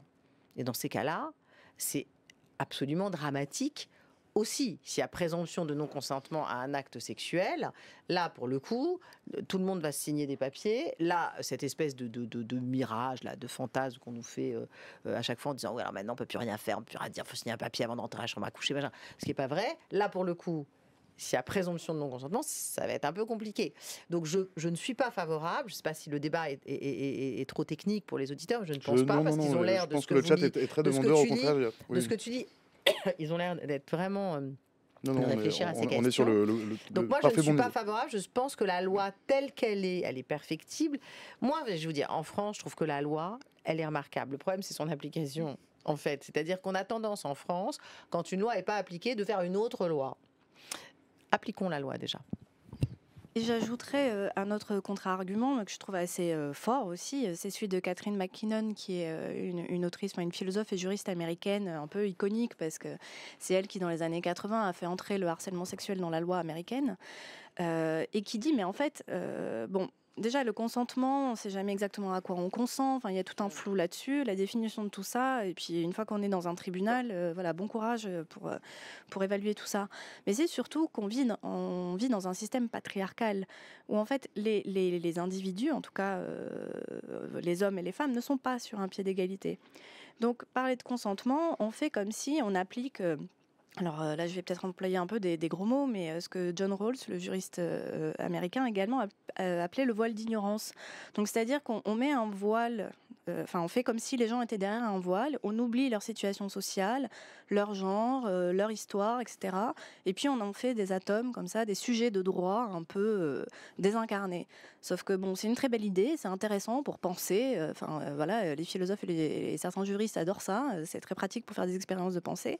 Sauf que une fois qu'on a la réalité des choses en face de soi, ça marche un peu moins bien. Et donc, le patriarcat fait qu'on peut se retrouver dans des situations de soumission, on peut dire oui, parce que tout un tas de contraintes s'exercent sur nous, alors que... Et des contraintes auxquelles on ne peut pas échapper parce que, je sais pas, on est une femme de ménage face à son employeur, on est dans une situation de demande d'extrême, d'extrême vulnérabilité, donc on va dire oui, on va formuler un oui. Mais qu'est-ce qui signifie ce oui? Il signifie en réalité une contrainte sociale, une contrainte genrée, etc. Donc, moi, je trouve quand même cet argument assez puissant, mais je n'arrive pas à dire très honnêtement, très personnellement. Je me dis, ouais, il y a des arguments pour, il y a des arguments contre, mais je trouve que cet argument de reconnaître qu'en fait, on n'est pas malheureusement dans une situation d'égalité de tous, il faut vraiment en tenir compte, quoi. Ici, une leçon qu'on peut retenir si le procès Pellico a servi à quelque chose, c'est encore une fois pour mettre en lumière tous ces mécanismes du patriarcat. Il y a Pignoufou dans le chat qui pose une question. Il va falloir que tu reformules ta question, Pignoufou. Mais bon, je la lis tout de même et il va la reformuler. Question pour Madame l'avocate. Michel, je pense que c'est donc plutôt pour toi. Comment on trouve l'équilibre entre les contraintes environnementales et nul ne peut se prévaloir de ses propres turpitudes? Alors, sur nul ne peut... Alors, je n'ai pas compris. Je pense qu'il veut dire peut-être les contraintes sociales, parce que de contraintes environnementales, c'est contraintes sociales. Reformule ta question, Pinoufou, et je la repasse avec grand plaisir. Pinoufou qui posait de toute façon une autre question juste avant, et qui disait, est-ce que menace, contrainte, violence, surprise, dont on parlait tout à l'heure, est-ce que ça suffit pas justement à définir, donc en miroir, je suppose, le consentement, sans mettre le mot dans le texte? Je suis d'accord. Mais ouais, je suis complètement d'accord. Je me disais peut-être que c'est la première question, alors il réagira si je me trompe. C'est peut-être, il demande l'articulation donc entre les contraintes sociales, le monde, les contraintes sociales dans lesquelles on baigne tous, et d'une certaine façon le libre arbitre. Et c'était ça qui était passionnant en fait dans le procès, c'est-à-dire que et c'est pour ça que beaucoup de procès aussi sont passionnants. Je trouvais très intéressant qu'on aille par l'intermédiaire des expertises psychiatriques, etc., qu'on aille creuser, fouiller l'histoire personnelle de chaque accusé, qu'on aille voir, bah voilà, si un tel avait déjà été victime de violences dans son enfance, ou s'il avait déjà été auteur de violences également. Voilà, c'est pas la question d'excuser ce qu'ils ont fait, mais c'est-à-dire de montrer qu'il y a encore une fois une sorte de continuum de la violence et que le patriarcat fonctionne d'une certaine façon, c'est-à-dire qu'il y a une forme de continuum et de reproduction.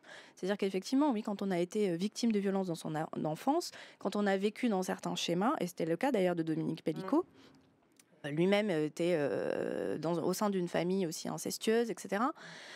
C'est une façon de ne pas cloisonner les choses et de reconnaître que tout ça, c'est un système. Alors, l'articulation entre les deux, évidemment qu'elle est complexe.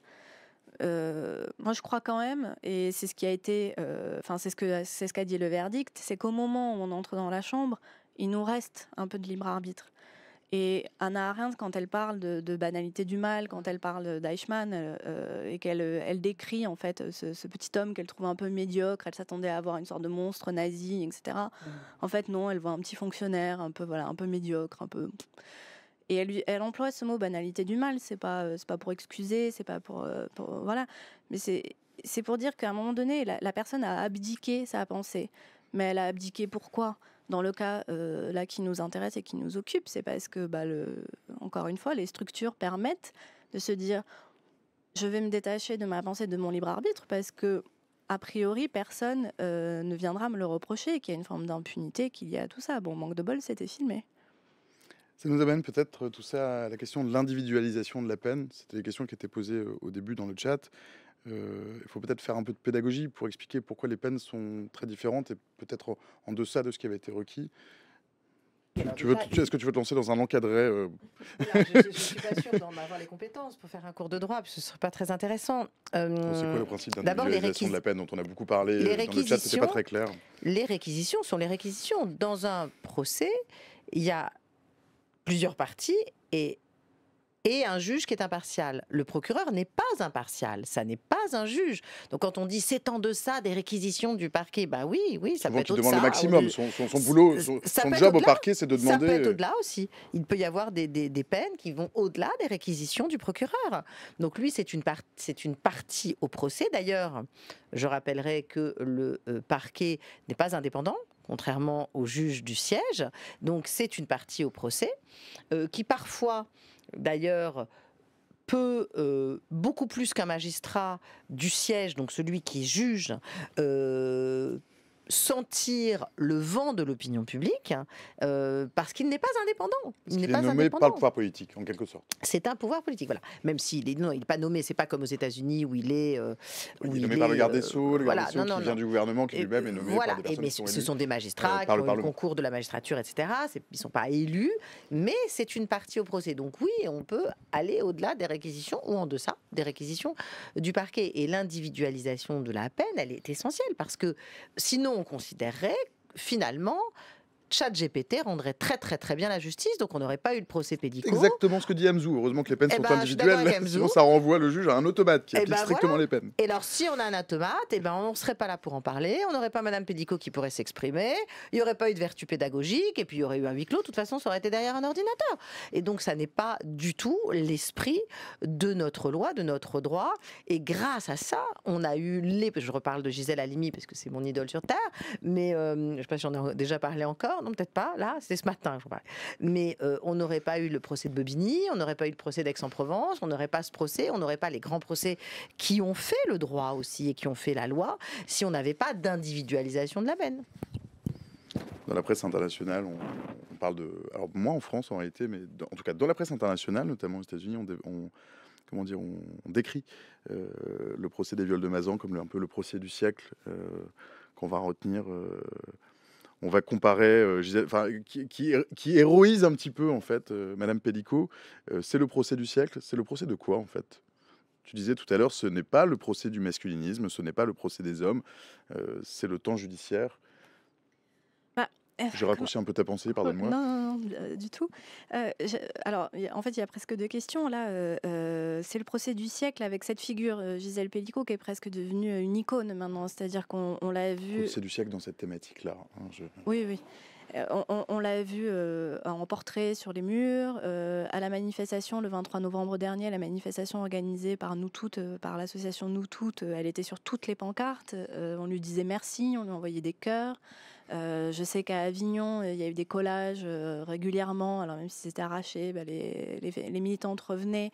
Donc voilà, il y a des collages qui lui rendaient hommage. Donc oui, elle va devenir, je crois, une icône. Enfin, elle l'est déjà en réalité, pour toutes les raisons aussi qu'on a indiquées au début de notre discussion, parce que en plus, voilà, son attitude très digne fait qu'elle devient une sorte d'emblème de quelqu'un à laquelle on a envie de ressembler, quoi. Et j'étais extrêmement touchée. Là, il y avait, c'était alors sur France Inter à midi, à 13h plutôt. C'est des cousins. Voilà. C'est pour ça que je me permets de les des cousins citer. sympas. Voilà. Une auditrice qui appelait et qui disait, alors elle avait la voix un peu tremblante. Enfin voilà, on sentait l'émotion et donc c'était une victime de violence conjugale. Et qui disait en fait, jusqu'à présent, j'avais jamais eu le courage d'aller porter plainte. J'ai été victime à de multiples reprises de viols conjugaux et je savais même pas que c'était des viols conjugaux. Mais maintenant, je vais y aller. Là, je vais aller demain au commissariat. Et en fait, s'il n'y avait pas eu Gisèle Pellicot, je l'aurais jamais fait. Et je suis morte de trouille, mais c'est pas grave, je vais y aller quand même. Franchement, s'il y en a qu'une. C'est déjà énorme. Et il y en aura évidemment plus, je pense. Je pense que c'est vachement important ce que tu dis. D'abord, elles sont seules ensemble. Et c'est ça, MeToo, c'est être seul ensemble. Je crois que c'est très important. Et puis, à conscientiser, parce que c'est un impensé et c'est un non nommé. Hein, et quand on nomme pas les choses, elles n'existent pas. Le viol conjugal. Moi, j'ai encore des femmes qui dans mon cabinet, et des femmes qui ont 50 ans, qui vous disent non, non, c'est pas un viol, c'est mon mari. Et des hommes qui disent à leur femme... Ils ont plus envie que nous. Oui, non, des hommes qui disent ma tante est ma femme, donc le devoir conjugal existe. Donc je pense que ça, c'est très, très important. Ça va faire... Il y a eu MeToo, il y a eu le Grenelle sur les violences conjugales, il y a le procès Pellicot. Donc évidemment que ça a une vertu de conscientiser, de nommer. Et moi, j'encourage... Alors c'est vraiment, et là c'est l'avocate qui parle. Alors je dis pas qu'il faut absolument porter plainte, parce qu'on n'est pas obligé de porter plainte. Je veux dire, c'est très difficile, c'est un parcours de la combattante de porter plainte pour viol, pour violence conjugale ou pour viol encore plus. C'est très difficile, ça se passe dans l'intime. Il y a de grandes chances, plutôt de grands risques, que ce soit classé sans suite, soit qu'il y ait une ordonnance de non-lieu. Il faut le savoir. Mais en tout cas, si on se considère victime, je pense que il faut porter plainte, ou alors en tout cas, la justice, moi ce que j'ai beaucoup aimé dans ce procès Pellicot, c'est que la justice, elle s'est pas rendue sur les réseaux sociaux.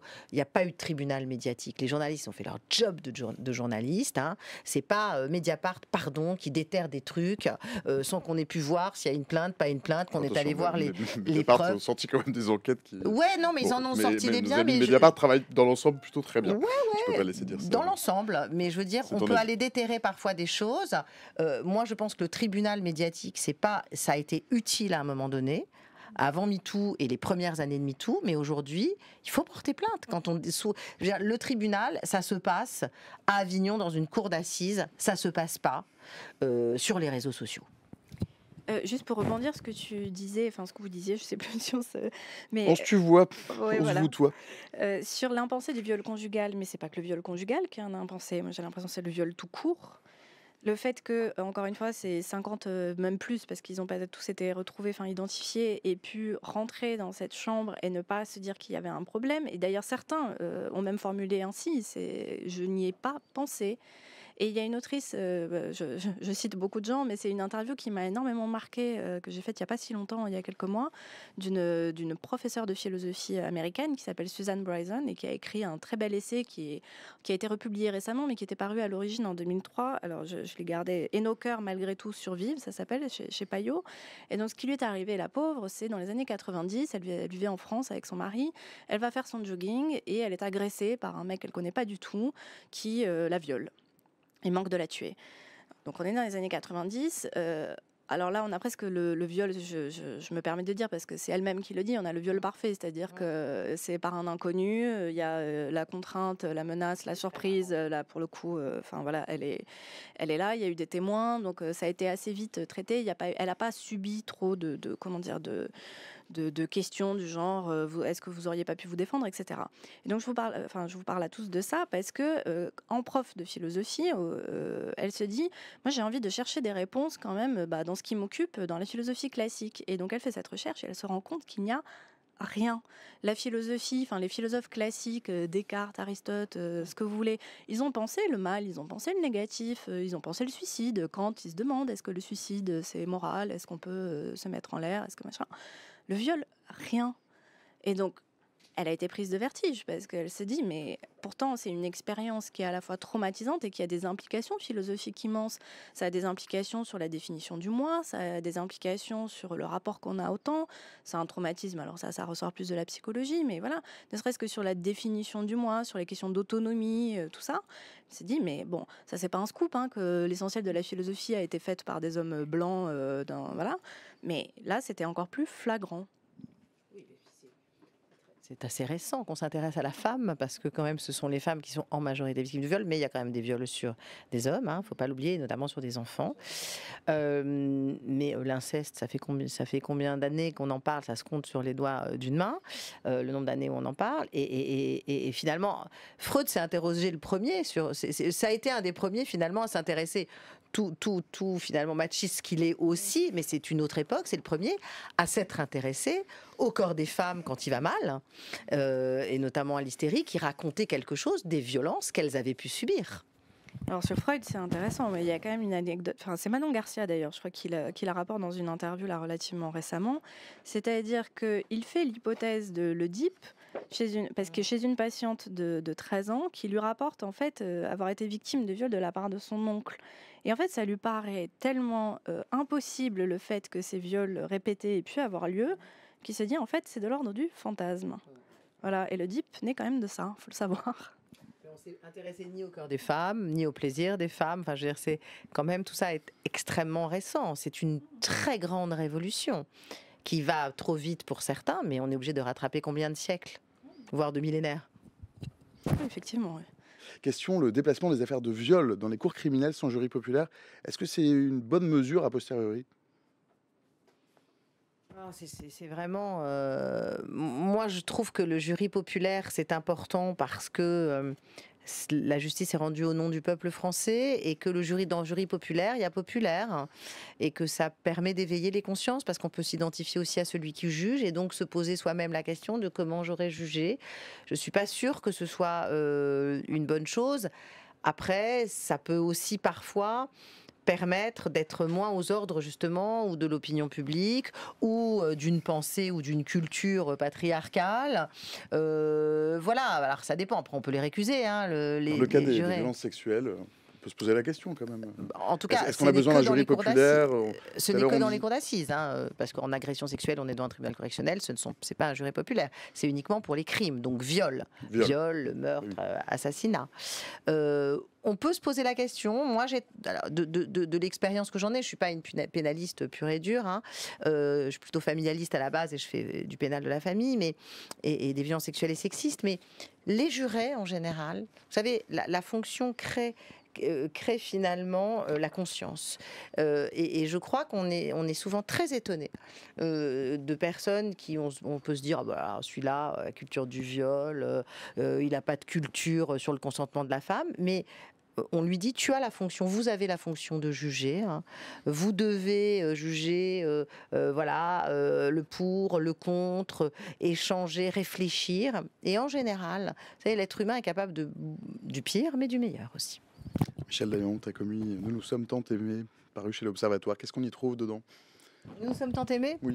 Je raconte l'évolution. Ce n'est pas une commande de Michel Dayan. Non, pas du tout. Je raconte l'évolution de la société française depuis 30 ans à travers ses séparations et l'évolution de la loi à travers des récits de couples qui séparent et de couples et de femmes, des rapports hommes-femmes et les violences conjugales, le viol conjugal et comment la loi a évolué, comment la société a évolué et comment moi aussi j'ai évolué dans la prise en charge de ces affaires-là. Il est 19h passé de 47 secondes. C'est déjà l'heure de nous quitter, mesdames. Mais je vous laisse le mot de la fin. Le mot de la fin, Victorine? Ou le mot de la suite? Alors, je privilégie peut-être le mot de la suite rapidement, mais je me dis, voilà, alors le féminisme, les violences sexuelles suscitent énormément de débats. Moi, j'ai l'impression qu'un des prochains chantiers, ça va être celui des violences faites aux enfants. Il y a un collectif enfantiste qui existe. On parle beaucoup de la thématique de l'inceste. Et je crois que la prochaine prise de conscience, mais vraiment C'est aussi l'enfant qui est un être à part entière. voilà, aussi déflagratoire potentiellement que MeToo en 2017, je pense que ça va être les violences faites aux enfants. Merci Victorine de Oliveira. Michel Daillon, le mot de Je la vais pas fin. être très original, je suis complètement d'accord. Tout se passe dans l'enfance et quand vous allez devant un juge des enfants, un tribunal pour enfants, vous voyez que la violence du monde, elle commence là et que pour la réparer, il faut s'occuper de nos enfants. Oui. Merci à toutes les deux. 19h01, passé de 43 secondes. Allez, 19h02, 3 bientôt, c'est la fin de ce stream. Chers amis, merci de l'avoir suivi. Merci à tous nos invités. Merci aussi à Pascal à la régie que vous ne voyez pas, mais qui vous donne à voir. Merci à Stéphanie au visuel. Merci à Camille à la programmation. Pour ceux qui veulent revoir le stream, il est dispo dans une minute sur Twitch et en replay sur la page de l'émission que vous trouverez sur France Info, le site de France Info, franceinfo.fr. Le talk de France Info, vous pouvez aussi le retrouver sur Discord pour poursuivre notamment la discussion, par exemple avec moi, de temps en temps, pas toujours, mais au moins une fois par semaine. Le lien est dans le chat ou sinon Jules va le mettre. Pour ceux qui veulent réécouter le stream avec les oreilles et le son de la maison de la radio et la musique, par exemple, vous retrouverez tout ça dans un instant en podcast sur la plateforme de Radio France. C'était le dernier stream de l'année 2024, chers amis. On se retrouve l'année prochaine, en 2025, puisque le talk part en vacances le temps des fêtes de fin d'année. En tout cas, moi, je pars en vacances. Un mot donc pour vous dire merci. Merci de continuer à nous faire confiance. Un mot pour vous dire aussi qu'on vit des moments particuliers avec des actus qui sont anxiogènes, avec des guerres un peu partout, des séquences un peu longues aussi, comme depuis la dissolution. Mais ce sont des séquences qu'il faut expliquer. Vous êtes toujours au rendez-vous, certainement pour trouver quelques réponses. Et ça nous donne envie de continuer à vous en donner. On va se retrouver dans 3 semaines avec un nouvel habillage, normalement. Et puis peut-être, qui sait, dans 1 ou 2 mois avec un nouveau décor. Sachez en tout cas qu'on y travaille avec Cyril Balta. Il me reste à vous souhaiter d'excellentes fêtes de fin d'année auprès de vos proches, de vos familles, de ceux qui vous sont chers en tout cas. Prenez bien soin de vous. On se retrouve le 8 janvier, même endroit, même heure. Pas vraiment de bonne heure, mais certainement de très très bonne humeur. Je vous souhaite une excellente fin d'année à toutes et tous. Salut.